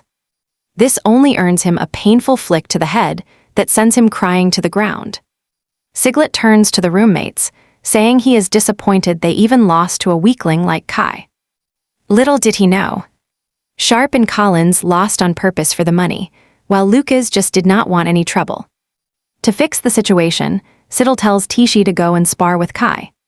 Kai excitedly walks out to the training ground, telling Tishi he has no intention of holding back, because he is going to prove he is the real class representative. The spar begins and Kai makes his move, blindly charging straight toward Tishi.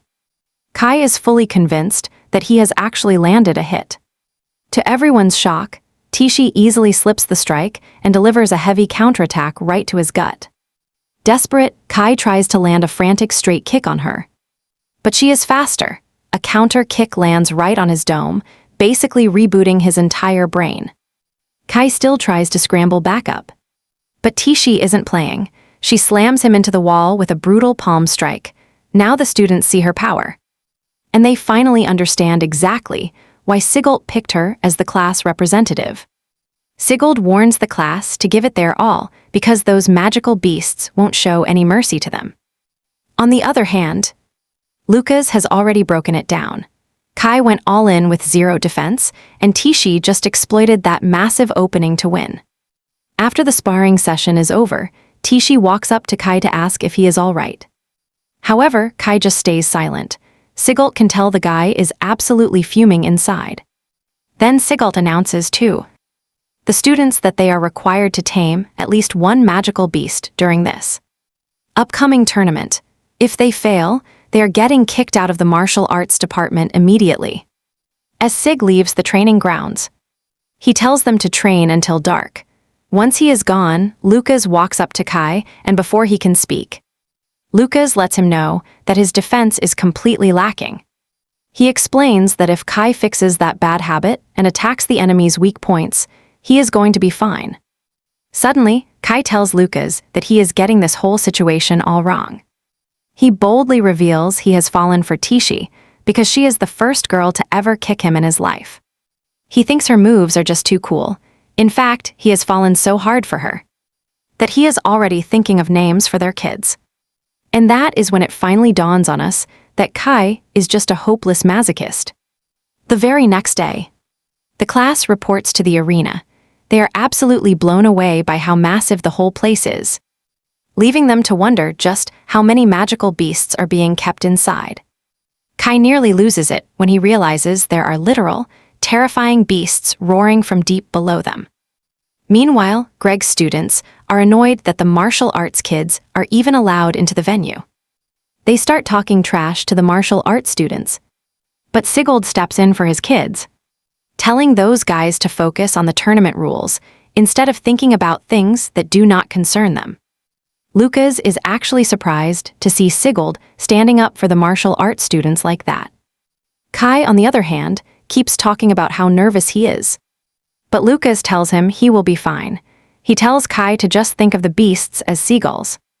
Lucas explains that he should just picture Siglet when he is fighting those magical beasts. Kai gets hyped when he hears this, talking about how pumped he is for the fight.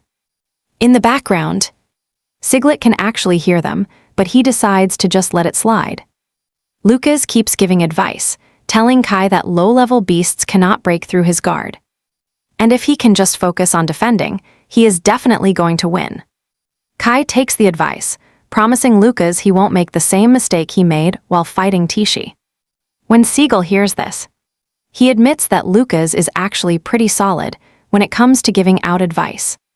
Moments later, the examiner shows up and announces that whoever tames 10 magical beasts gets a perfect score. He adds that points will be deducted for anyone who kills a beast, so watch your strength. He lays out the rules. The limit is 10 minutes, and if things get bloody, you just have to scream your lungs out for a teacher outside. With the briefing finished, he kicks off the tournament, calling the first group of students into the arena. Julia steps up first, quickly realizing that the test site is wrapped in a space barrier. Now it makes sense. That is how they crammed 50 beasts into one tiny building. As soon as she crosses the threshold, the creatures start roaring, but Julia is pumped. She charges in, blasting them with a massive surge of lightning. Back on the outside, now you and I see the examiner explaining that these creatures are coated with a special magic potion. Once a beast finally submits, bright smoke will flare up from its body. Outside, the teachers use magic circles to keep tabs on everything happening inside. This lets them track the kill count and score everyone in real time. 3 minutes later, Julia walks out of the venue with a flawless, perfect score. She heads straight for Linda, who is stunned that she finished the whole thing so fast. Julia mentions she wants to go check on her brother now. She asks where the martial arts venue is, and Linda explains they are holding it at venue 10. But Linda warns her that the martial arts kids are up last, so it will be a bit. With time to kill, Julia decides to grab some snacks first. Meanwhile, Iowa is dying to see if Lucas will pull off something insane like he did at the ceremony. 2 hours later, the martial arts class is still waiting around, and Kai starts getting nervous. But Lucas reassures him that there is no reason to worry when it comes to talent. Martial artists are every bit as strong as the mage classes. Sig hears that and stands up to give Lucas a round of applause, telling the rest of the class they should never look down on themselves. He notes that nobody has been hurt, yet because these level 1 beasts are not a real threat. Sigalt points out that martial artists are actually superior to low-level mages in a close-quarters fight. The students are shocked to see Sig being so supportive. It is honestly pretty weird. Tishi arrives next, reporting that she checked the area and found 0 injuries. She says most students are just drained from burning through all their mana. Plus, she managed to dig up some information we really need to hear. Apparently, barriers restrict the beasts so that the students will not get swarmed. If you realize you cannot win, you can just retreat and find a weaker beast. Tishi tells them that they will definitely rack up points if they manage their stamina and take this seriously. The class is thrilled, and they start cheering for their representative like she is a hero, calling her the best rep ever. Deep down, Siegel is pleased that he chose Tishi because it was clearly the right move. Right then, Greg shows up just to talk trash, mocking them for needing pathetic tricks just to pass their exams. Siegel is shocked to see Greg and asks what he thinks he is doing. Greg sneers, revealing that he is only there to announce the martial arts classes next. As he walks away, he throws a final insult, telling them to work hard before their department vanishes. He even claims he couldn't care less if the martial arts branch is scrapped, since it never should have existed in the first place. This sets Lucas off. To him, Greg is just like the lowlifes who bullied him in his past life. Lucas moves. He gets off his seat and boldly informs Siegel that he is going in first, since he was the class rank 1 student at the ceremony. Siegel hesitates. Siegel offers to let someone else take the lead if he is nervous, but Lucas insists that he will be the one going in first. Lucas promises them he is going to dominate this exam just to shut up anyone mocking the martial arts department. His classmates are fired up, cheering him on and shouting for him to go out there and crush it. Siegel watches. He is truly impressed. These students are no longer the timid, fearful kids they used to be. 10 minutes pass, and Lucas finally enters the exam arena. The second he steps inside, he spots a magical detection circle glowing high above the entire area. He realizes that if he can just stay out of that circle's range, the teachers watching from the outside will have 0 clue what he is actually doing in there. Lucas knows the secret. When a beast accepts its master, their souls link, making instant communication a breeze. This bond even lets the master borrow the beast's special abilities temporarily.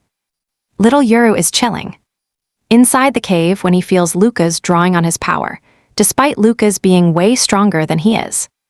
Once Lucas wraps himself in Yuru's terrifying aura, the local magic beasts start losing it, terrified that an apex monster has suddenly entered their territory. It is all part of the plan: corner them mentally and shatter their will to fight back.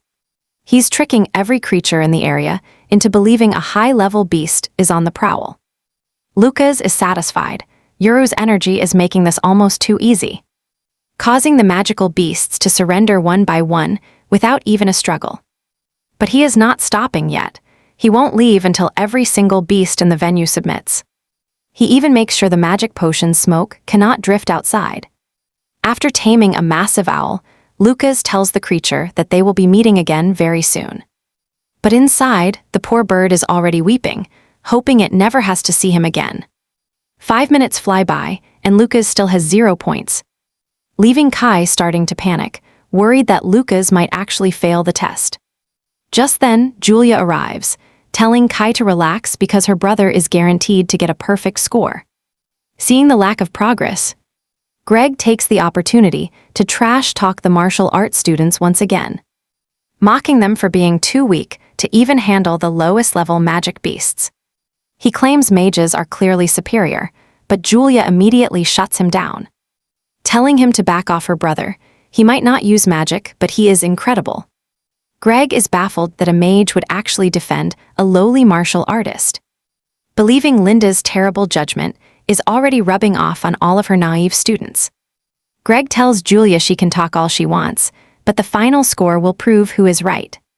Suddenly, an announcement blares out, informing everyone that Lucas has just earned his first point. Kai breathes a sigh of relief. This means Lucas can stay in the martial arts department after all. Greg just keeps mocking them for celebrating a single point when his class reached a high of 5. Suddenly, the announcement rings out.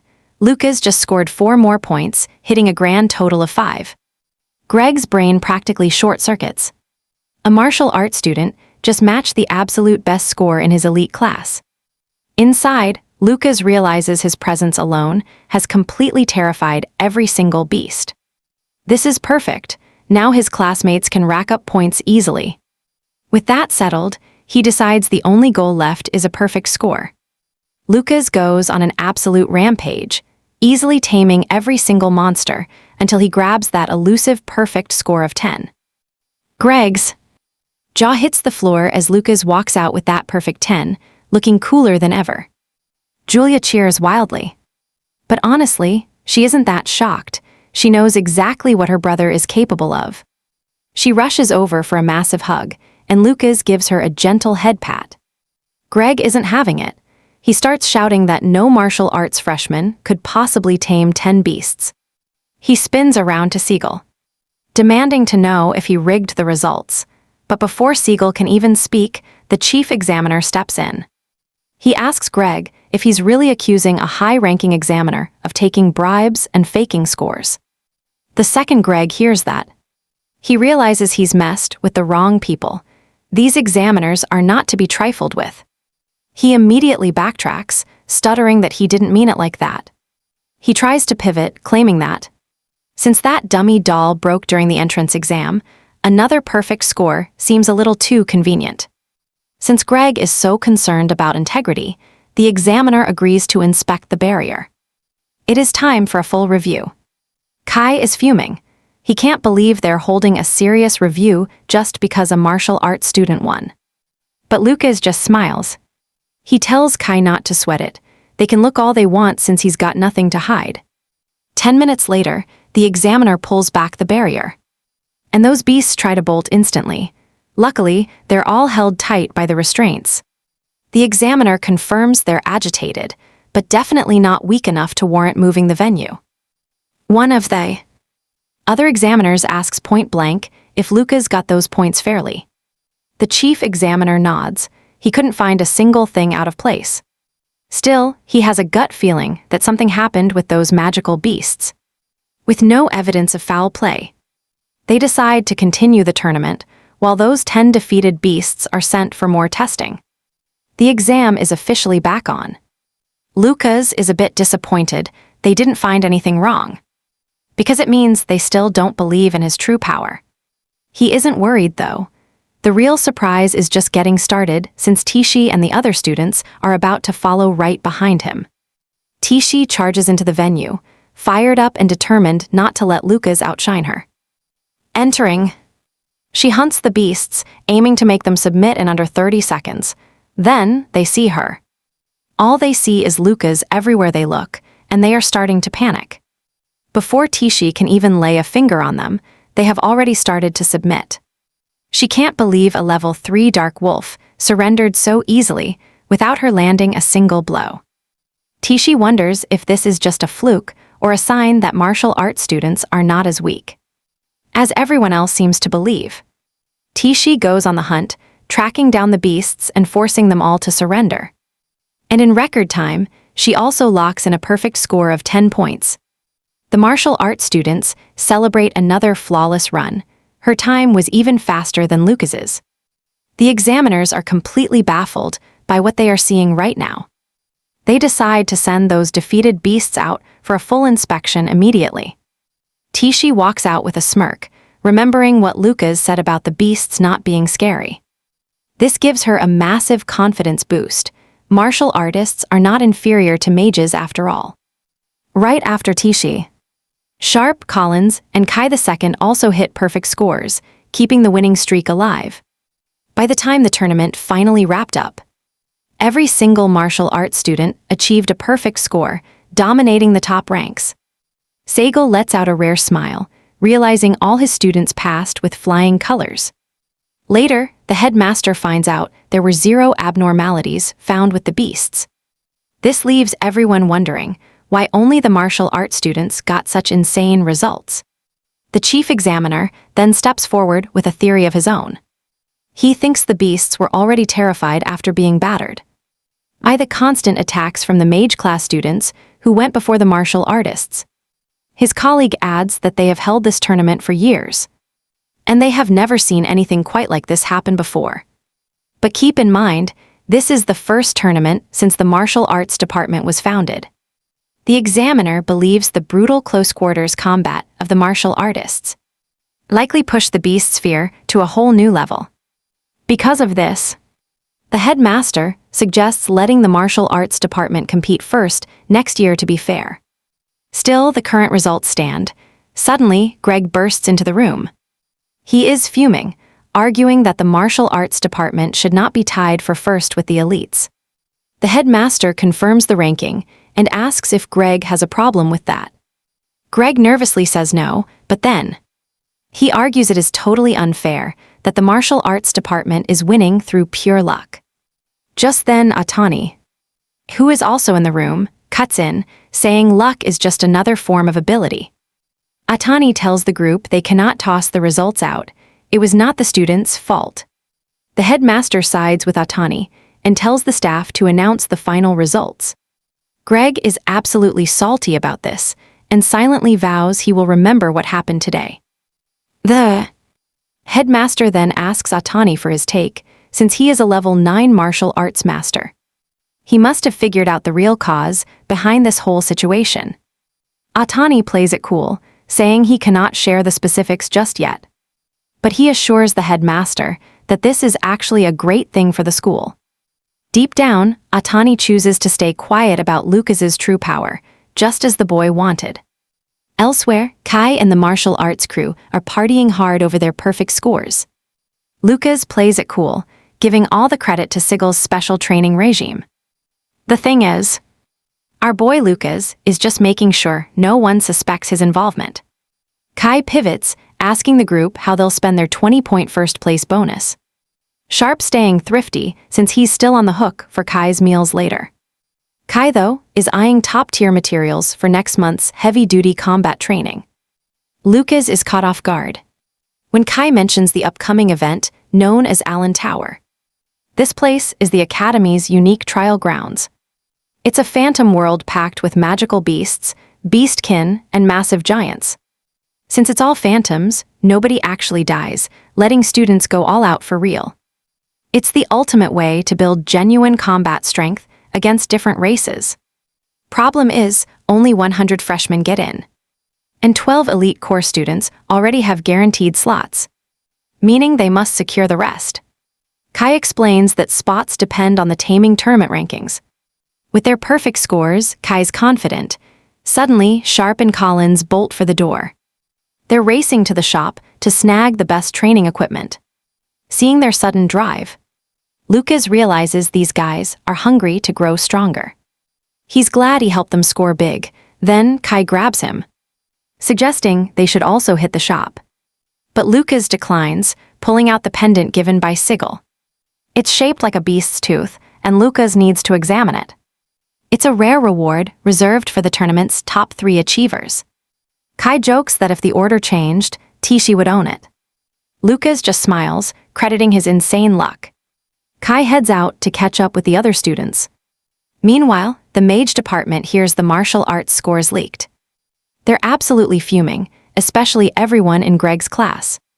A student named Leia vents about their goal to dominate for 3 years and lead the elite course. She's livid because her father poured 10 years of effort into this. Another mage stomps in, totally enraged, because the martial artists are taking all the Allen Tower slots.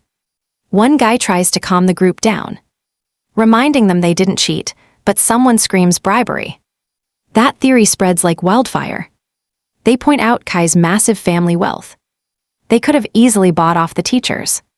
A bespectacled student, Andre, chimes in. He saw Sharp and Collins buying out the shop's training gear. By the time the mages get their bonus points, nothing's left. He is about to start swiping every precious material that is supposed to belong to them. Right then, Leia tells her crew that a martial artist's meridians are more fragile than glass. She suggests that they break them. Moments later, the trio corners Sharp and Collins.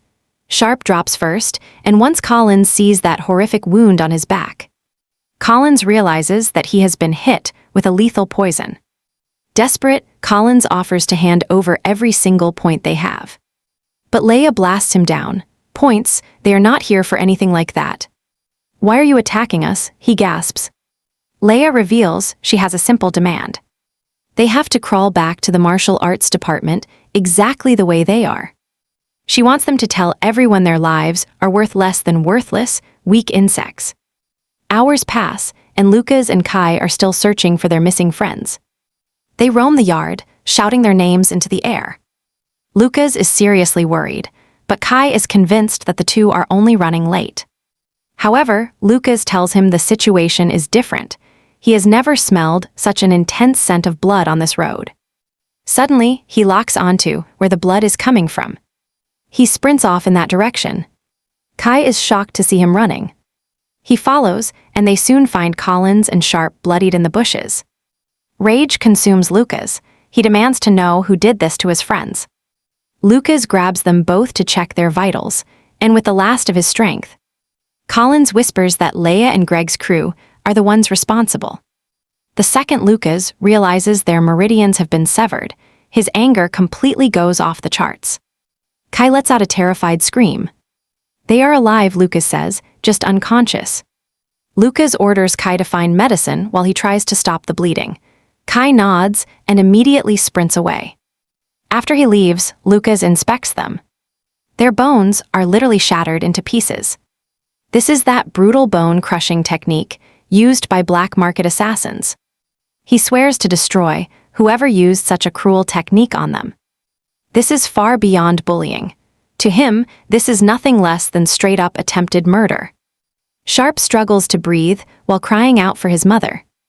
Don't worry, I'm going to avenge you. Moments later, Kai returns with Tishi, whom he met on the way. Tishi is horrified to see them, but Lucas assures her that they are not in any mortal danger. Still, they will need days of rest. Kai is just glad Lucas could provide first aid. Tishi fumes, planning to report this to the student council tomorrow. Kai thinks it is useless since the teachers ignore everything. Lucas does not even care. His entire expression goes dead cold the moment those words leave his lips. Tishi sees it. The gentle Lucas has turned truly scary. He is going to make sure he settles this grudge personally. The very next day, Lucas marches straight into the student council room, challenging Thowd to a duel against the top students from Greg's class. He demands a public apology if they win, but the stakes are high. If they lose, they will surrender their S-rank bonus. Thowd just smirks, claiming there is zero proof that Greg's students actually did anything wrong. He glances at Lucas, asking if that S-rank bonus he's offering is really just about the pendant. Thowd tosses the pendant to the floor, calling it completely worthless. He suggests they bet something with actual value if they are truly serious about this fight. Kai nearly loses it seeing the pendant disrespected like that on the ground. Lucas holds him back, staying cool as he asks Thowd what kind of stakes he has in mind. Thowd doesn't hesitate, demanding they put their Allen Tower qualifications on the line. Loser loses everything, including their right to enter the tower. Lucas agrees to the terms without a second thought. With the deal sealed, the duel is set for 2 days later, and the news spreads through the academy like wildfire. The jealous freshmen, furious about the martial arts department getting tower slots, they immediately start rooting for Greg's class to win. Even Greg praises the 3 students who ambushed Sharp and Collins earlier. Sig keeps quiet, but he pushes their combat training to the absolute limit. Finally, the big day arrives. The arena is packed with students, and just as everyone expected, almost the entire crowd is cheering for Greg. Leia starts running her mouth like she always does. She warns Lucas that with everyone watching, he should probably quit now before he's completely humiliated in front of the whole school. Lucas just stays calm, telling her that the outcome is far from certain. The referee steps in, calling for both sides to prepare for the showdown. Kai is the very first fighter to step into the arena for the martial arts class, facing off against Andre. The match begins. Kai strikes first, lunging at Andre. The mage launches a barrage of ice, but Kai deflects every single hit. Andre is stunned, while Kai just mocks him, asking if that pathetic attack was really his best effort. But Kai is unaware. Andre has already laid a trap, betting on the fact that Kai is nothing more than a mindless brawler. Before Kai can even react, massive ice spikes erupt, pinning him in place. Andre smirks, telling him there's absolutely no way out. Andre closes the ice spikes in, piercing right into Kai's body. As the blood flows, Andre brags about what happens when you provoke a real mage. Kai is left hanging from the shards as Andre approaches him, mockingly asking if he is finally ready to quit. Watching from the sidelines, Leia starts cackling, calling Kai nothing but a piece of trash. She even taunts Lucas, saying she might show mercy if he just admits defeat right now. Lucas just gives her a terrifying look, asking how much longer she intends to keep up that annoying mouth. Back in the arena, Andre gets too close, only to realize Kai is holding unstable lava slime from that magical beast in the mountains. Leia spots it too and screams at the top of her lungs for Andre to run away. Before he can move, the lava erupts into a massive explosion. Andre barely manages to leap backward, escaping with only minor injuries. But he is completely shaken. He realizes Kai is a total madman for detonating that lava slime at point-blank range, even with his own life on the line. Andre is still. Kai suddenly teleports behind him, a flash of a knife, and he slashes right under the arm. Andre reels back in pure agony. But the audience can only stare at Kai. His legs are charred and completely blackened. They can't believe it. He actually detonated his own legs just to escape that ice prison. This was the plan Lucas gave him. He coached Kai exactly on how to break Andre down. Meanwhile, Andre is absolutely fuming. He can't stand being wounded by a lowly martial artist. Still, he thinks it's over. How can a guy with burnt legs possibly escape again? He fires another long-range blast, but Kai counters it midair with more lava slime jelly. A massive explosion erupts, burying the field in a thick cloud of smoke. Kai uses the cover to charge. He looks like a total maniac, eyes wide and hunting. All Andre can see through the fog is a terrifying madman descending on him from above. He screams, frantically throwing up an ice barrier, but Kai, he just punches right through it. He reaches Andre and just grins. He tells him he hates ice users. They always get sloppy right at the very end. Andre starts bawling like a baby, begging Kai to stay away from him. But Kai doesn't listen. A brutal headbutt shatters Andre's glasses and knocks his lights out completely. Andre goes airborne, flying across the arena before slamming hard into the stone wall. He can't wrap his head around it. His ice shield was crushed by pure brute force. Losing to a mere martial artist is a nightmare, but the result is clear. Kai is the winner. Kai heads back to Lucas, bragging about how incredible he just was out there. Lucas tosses him a recovery potion. Kai admits he has been feeling strange today. He's been in peak condition since the morning, but he has no idea why he's so sharp. Little does he know, Lucas spiked his breakfast with a homemade ability-enhancing drug. That's a true friend. With Kai's victory secured for now, it's Tishi's turn to step onto the stage. She's up against the mage, Leia. Kai looks worried. He asks Lucas if she is actually going to be okay. Lucas isn't sweating it. He knows Tishi is more than capable of handling herself in this fight. Back in the arena, Leia's talking trash, claiming Andre only lost because he was holding back for the Troy family.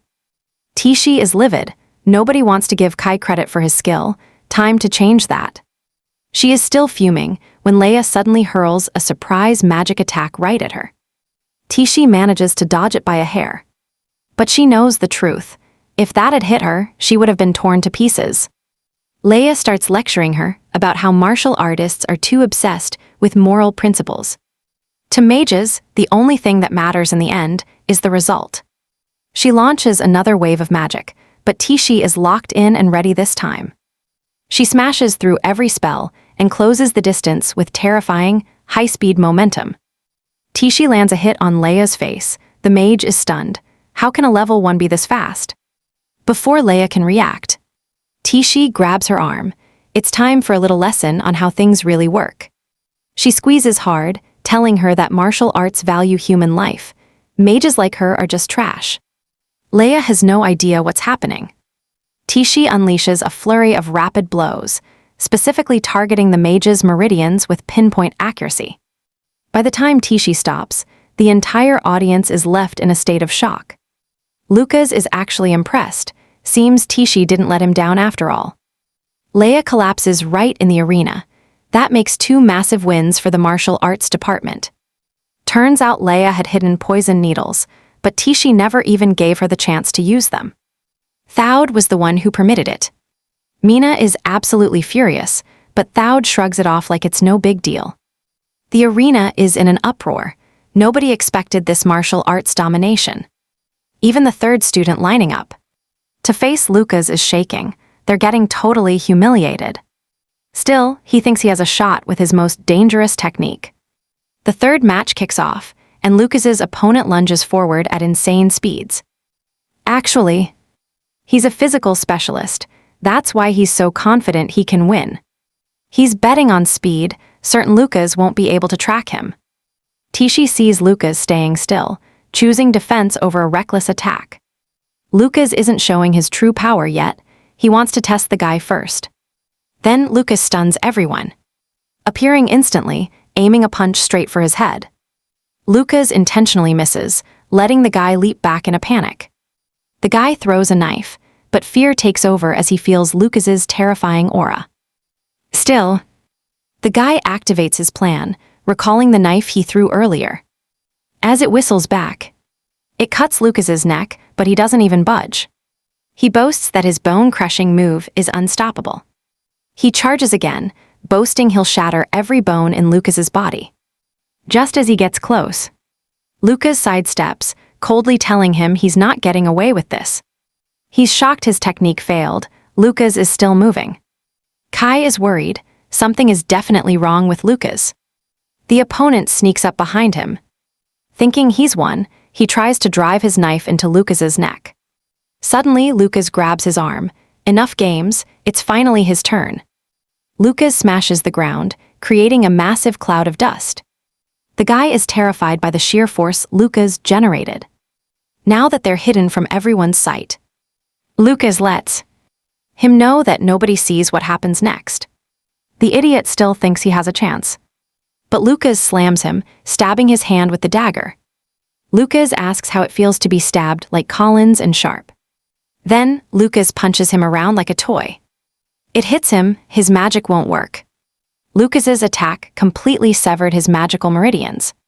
Terrified, the guy starts begging for his life. The dust clears, Lucas has to let him go. But wait. Greg's losing his mind. He refuses to accept the defeat, certain he's still got enough juice to take Lucas down.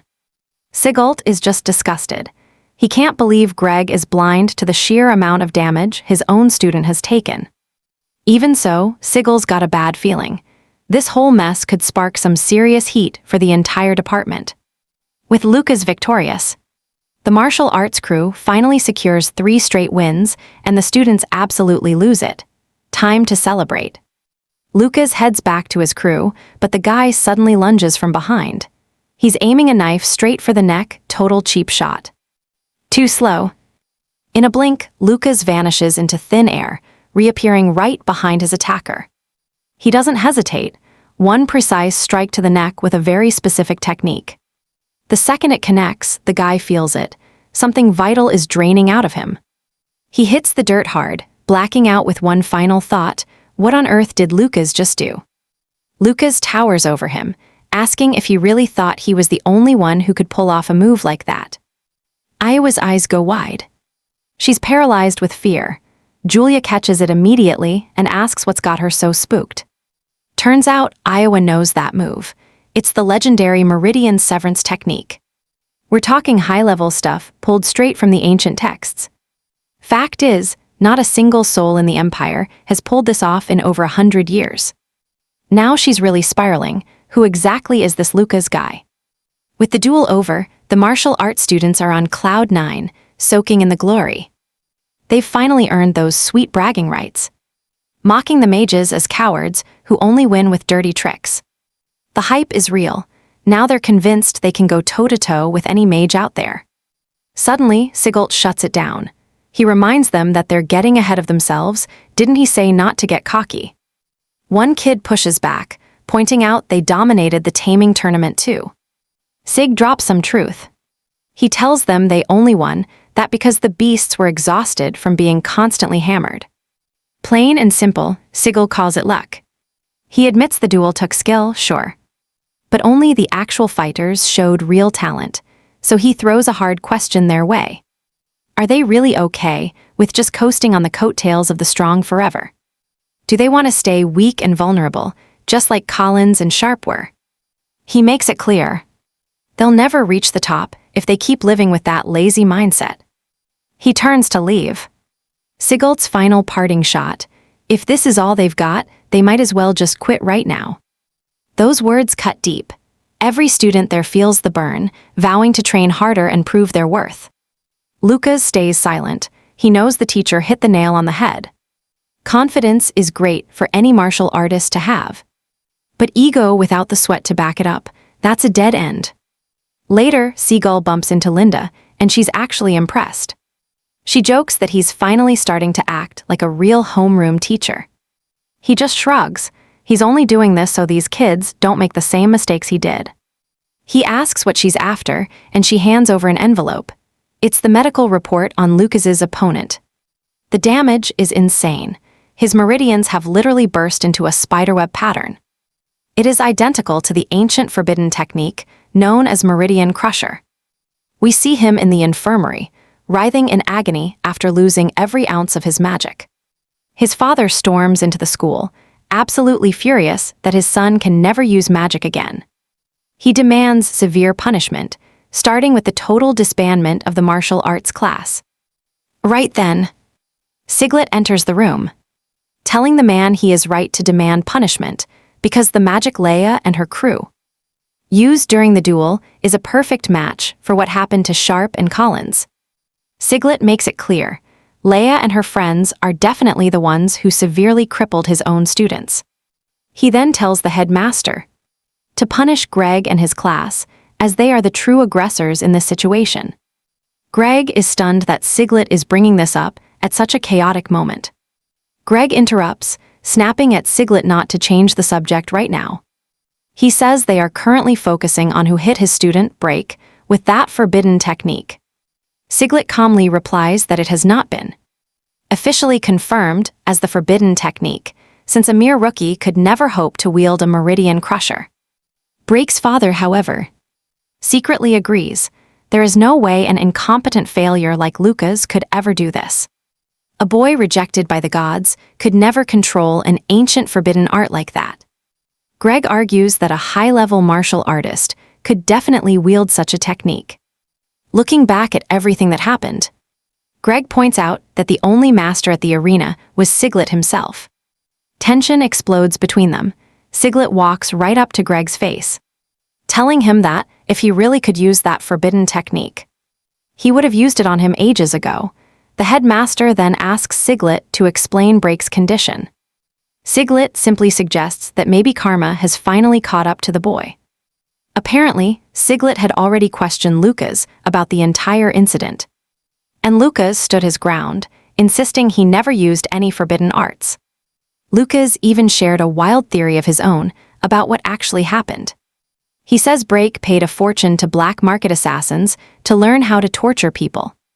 Because of this, he was notorious in the underworld as a troubled noble brat. Lucas claims some secret powerhouse from the underworld feared their classified information was at risk of leaking through the boy. Which is exactly why they used the duel to make their move. Once this theory is shared with the headmaster, he actually starts to believe it. But Break's father is absolutely furious that the whole situation might just be swept away by a rumor. Greg argues it is just a hypothesis, and Siglet actually agrees. But he points out it is far more credible than a beginner wielding an ancient forbidden art. Still, Siglet says there was clearly someone capable of using that technique present at the fight. Siglet warns Greg that he might find himself in a very dangerous spot if he earns this person's resentment. Siglet reminds him that the Meridian Crusher is a terrifying strike that can instantly ruin even the most gifted mage. Later, Atani visits the library to investigate books in a specific restricted section. Sure enough, he realizes that the book containing the forbidden art was recently used. As it turns out, the exact hand position Lucas used was a perfect match for the manual. Meanwhile, high in the mountains, the steam rises from the hidden hot springs. There, Lucas is busy performing a grueling medical procedure on Collins and Sharp. The two of them scream in absolute agony as their destroyed muscle fibers literally start regrowing from scratch. Lucas can see the immense torture they are currently enduring. He just needs them to hang on, proving that a martial artist's healing can be every bit as effective as a mage's. A few days later, Holt and Catherine finally reach the gates of Dactown. Holt is buzzing with excitement, telling his wife they will be reunited with their kids very soon. First, though, they must head straight to the massive Miranda family estate. Catherine looks completely shaken as she stands there, staring at the massive entrance. Holt asks if she is okay. She says she is fine, but the old memories are clearly flooding back. A moment later, Catherine's younger brother finally arrives. Cyan comes riding out to meet them on horseback. Catherine breaks down in tears, overwhelmed to see her brother after such a long, painful separation. 10 years ago, the Beast Folk tribes launched a brutal invasion, sparking a series of bloody border wars. Everyone banded together to hold back the Beast Folk tide. After 3 days of non-stop carnage, both armies were left shattered and broken. It was in this chaos that a young commander named Holt met the talented mage Catherine. After surviving the brink of death together, they vowed to stay together forever, but Catherine's father was absolutely dead set against the marriage. This move effectively severed all of her family ties, leaving Catherine completely cut off from the powerful Miranda bloodline. Cyan can hardly believe the kids actually met at the academy without even knowing who they were. He mentions that their father has heard plenty about Julia, who apparently looks exactly like Catherine once did. Catherine is stunned. She never expected her father to even acknowledge that her children existed. Cyan urges her to return home, admitting that their father has secretly wanted to see her for years. Catherine is overjoyed to hear this news.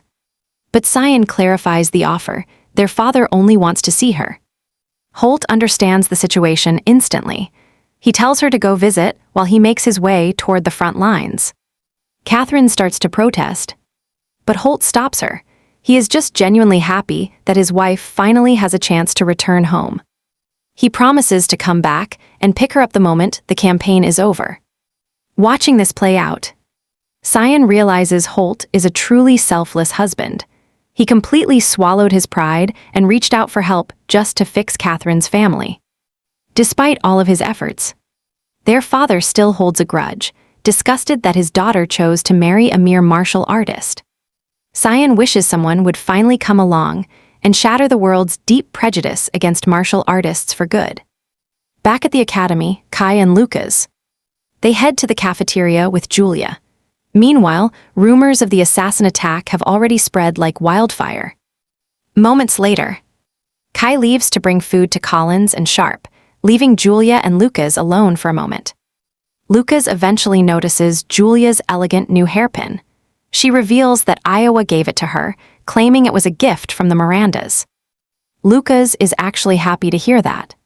He quickly deduces that the Mirandas are trying to recruit Julia now that her genius as a mage is clear. So, Lucas urges Julia to stay friendly with Iowa for the sake of their mother's future. Right then, Julia's excited to write home and tell her mom she's been named the new class representative. She's right in the middle of it when Mina arrives to offer some cheerful congratulations on the new role, claiming she'll definitely be the school's future star and pillar of strength. Out of nowhere, Iowa slams her chair back and storms out of the cafeteria in a rage. A few minutes before, Iowa had marched into Linda's office to protest against Julia being picked for the representative spot. Linda simply told her that Julia's talent shines way brighter in practically every single category.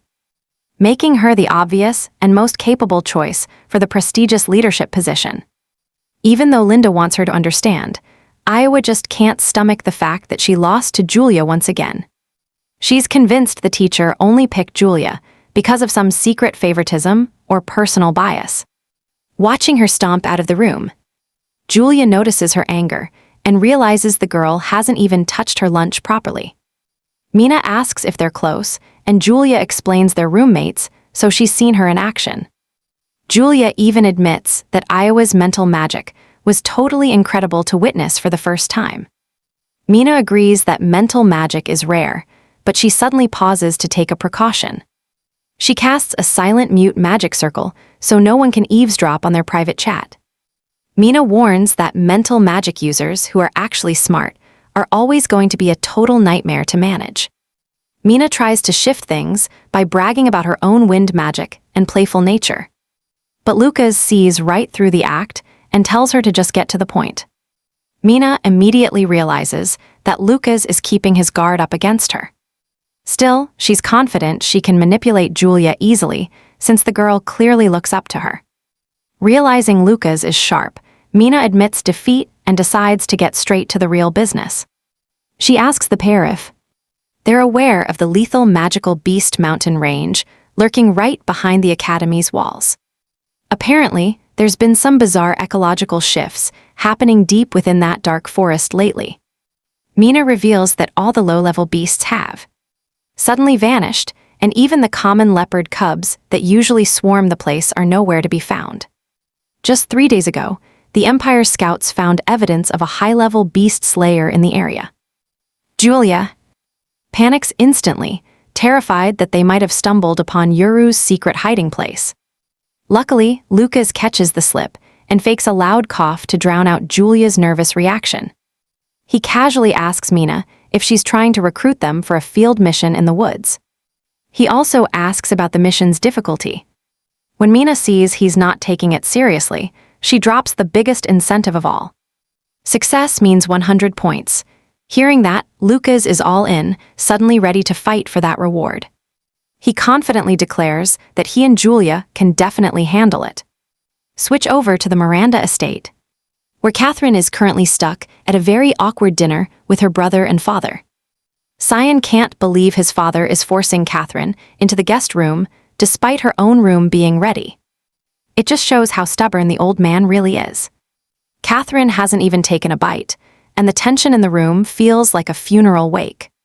Finally, SOA breaks the heavy silence to address Catherine directly, mentioning he's heard all about the rumors of Julia's spectacular magical abilities. Because of her skill, he's finally willing to officially recognize the girl as his own granddaughter. Catherine offers her father a word of thanks for this. She mentions Lucas is a master martial artist, but her father couldn't care less about that. For the Miranda family, talent for holy archmagic is the only thing that matters. Hearing those cold words, Catherine realizes her father's stance on warriors will never shift. Suddenly, an attendant rushes in, reporting that the investigation team at the Magical Beast Mountain just sent word.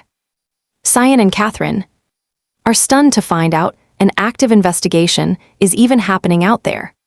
The letter reveals a mysterious new area was just found deep beneath the main den. But the risk is still unknown.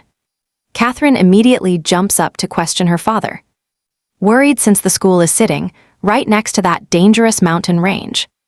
Their father tells them to stay calm, pointing out that elite teachers and his own men are guarding the place. As long as the students stay inside, nothing bad is going to happen. He heads out, telling Catherine she can't see her kids until this is all settled.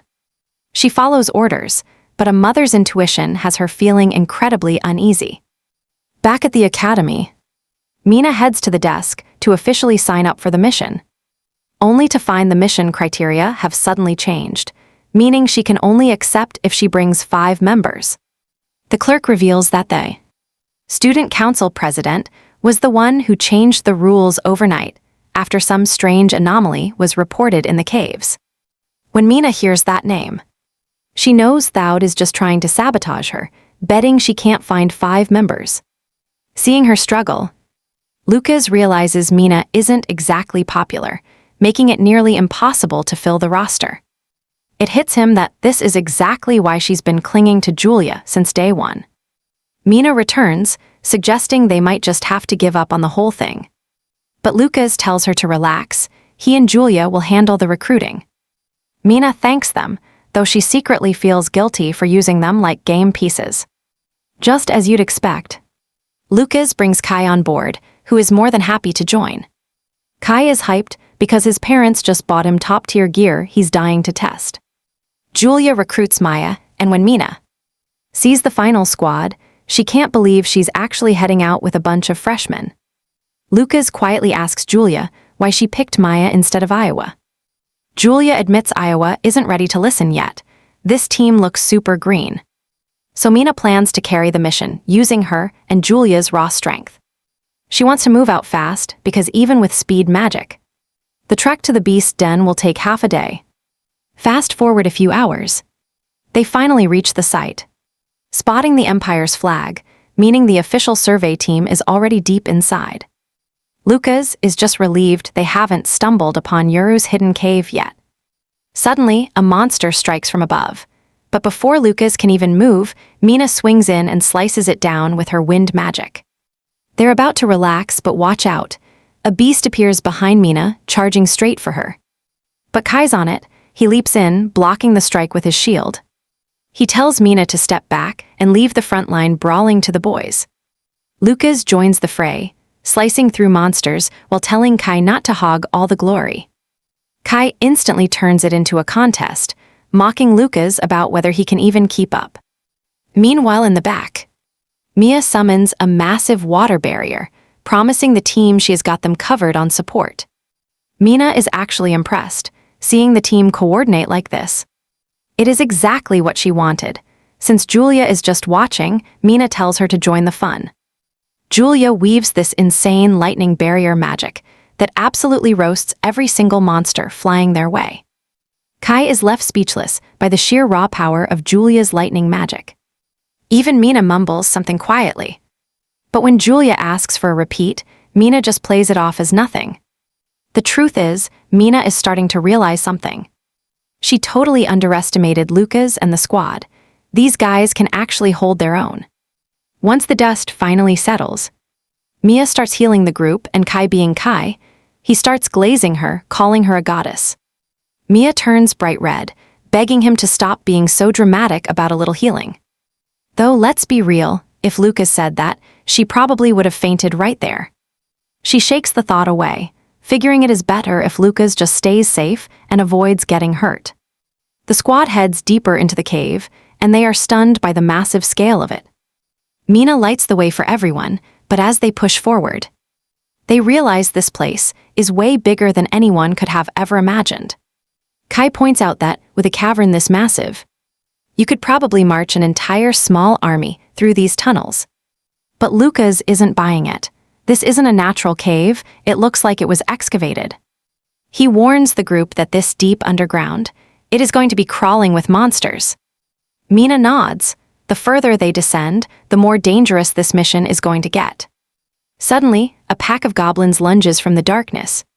But Julia doesn't even let them get close. She fries them instantly with her lightning. Mina realizes these goblins have lived in the dark for so long that their eyes are totally useless now. Kai steps up with a plan. He says they can't just sit around waiting for monsters to find them. He kicks the plan into gear, and a few minutes later, Kai comes sprinting back with a massive horde of monsters hot on his heels. By doing this, Julia and Mina set a perfect trap, wiping out the entire group in one go. Maya is stunned by the teamwork, and Lucas has to admit, the method is actually efficient. He wonders if Kai is using area of effect tactics like those games back on Earth. It makes him wonder, could Kai be a fellow reincarnator from his world? Essentially, Kai kiting the enemies to one spot so the overpowered ladies can nuke them all at once. Kai brags that this technique only works because he is decked out in such advanced gear. He starts teasing Lucas again, joking that he is stealing all the spotlight, but honestly, Lucas couldn't care less about the attention. Still, thanks to Kai's suggestion, The team moves steadily, taking down magical beasts as they push deeper toward the dungeon's heart.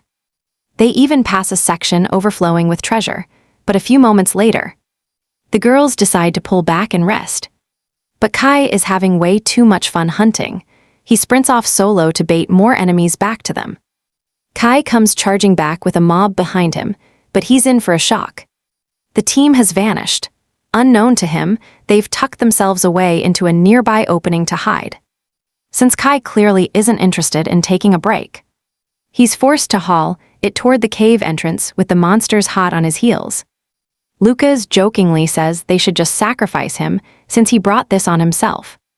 Julia even starts praying for his afterlife, but instead of joining the roast, Mia plays the hero, declaring she's going to save Kai no matter what the cost might be. The others can't believe she's actually taking this whole situation so seriously. Suddenly, a piercing scream echoes. Maya is convinced that it's Kai in trouble. But Lucas points out the sound actually came from deeper inside the cave. He's certain the survey team has finally stumbled upon the dungeon boss. Mina wants to check it out, but Lucas senses something wrong. The thick smell of blood is wafting from the center. Mina hands out recovery potions, and in a flash, the group is on the move again. Mina tells them that their help might not be needed. The survey team should be more than enough for this threat. But not long after, they hit a nightmare. The entire survey team has been slaughtered. Pure terror hits Mina, and she orders an immediate retreat. Suddenly, a massive minotaur looms over them, clutching the team leader in one hand and a colossal axe in the other. The beast closes in on Mina. She just freezes, paralyzed by the sight of a disaster-class monster in a cave like this.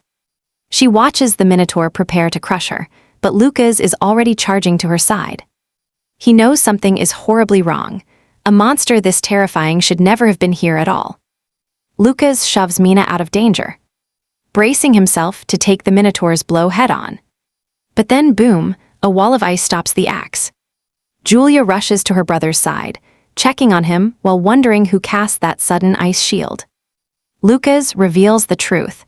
It was the soldier being crushed in the minotaur's hand who saved them. The beast is furious that this human dared to interfere.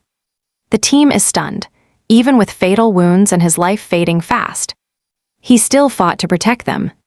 The soldier begs them to run and call the Imperial Army. The ancient seal in this cave has been shattered. Enraged, the minotaur squeezes the man's body with brutal force, making him scream before he blacks out. The beast threatens to slaughter them all, and just as hope dies, the brave soldier wakes up. He summons a massive ice wall, trapping himself and the minotaur inside a cage. He yells at the kids to get out and report the absolute chaos happening here. Lucas is devastated he couldn't do more, but he swears he will return to avenge this hero. The team starts to flee, but as the brave soldier finally dies, his ice trap crumbles. The minotaur breaks out, annoyed and ready to devour the soldier's body as payback. However, you and I are watching Julia stop the slaughter with a massive lightning bolt. She screams that this man is a proud warrior, not some insect it can trample. Mina catches the falling soldier using her wind magic, and they immediately bolt toward the dungeon exit.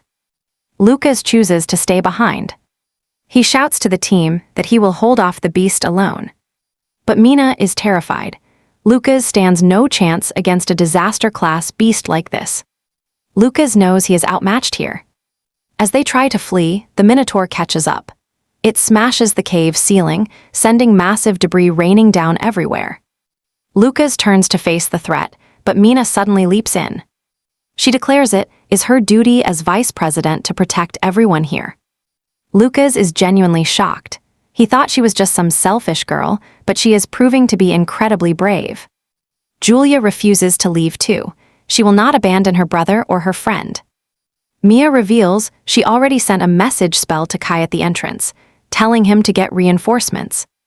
With help on the way, she believes their only option is to stand and fight together. They steel themselves to face the towering minotaur. Mina warns them that even with their combined power, victory is far from guaranteed. Lucas tells them to have faith. Lucas is the first to charge. His fist glows with intense kai as he vows they will not lose to this thing. The Minotaur roars and swings a massive fist at Lucas. It leaves a massive hole in the earth. But Lucas effortlessly dodges. He counterattacks immediately, slamming another bone-breaking blow into the monster's side. Mina shouts for him to keep up the pressure so she can find an opening to strike.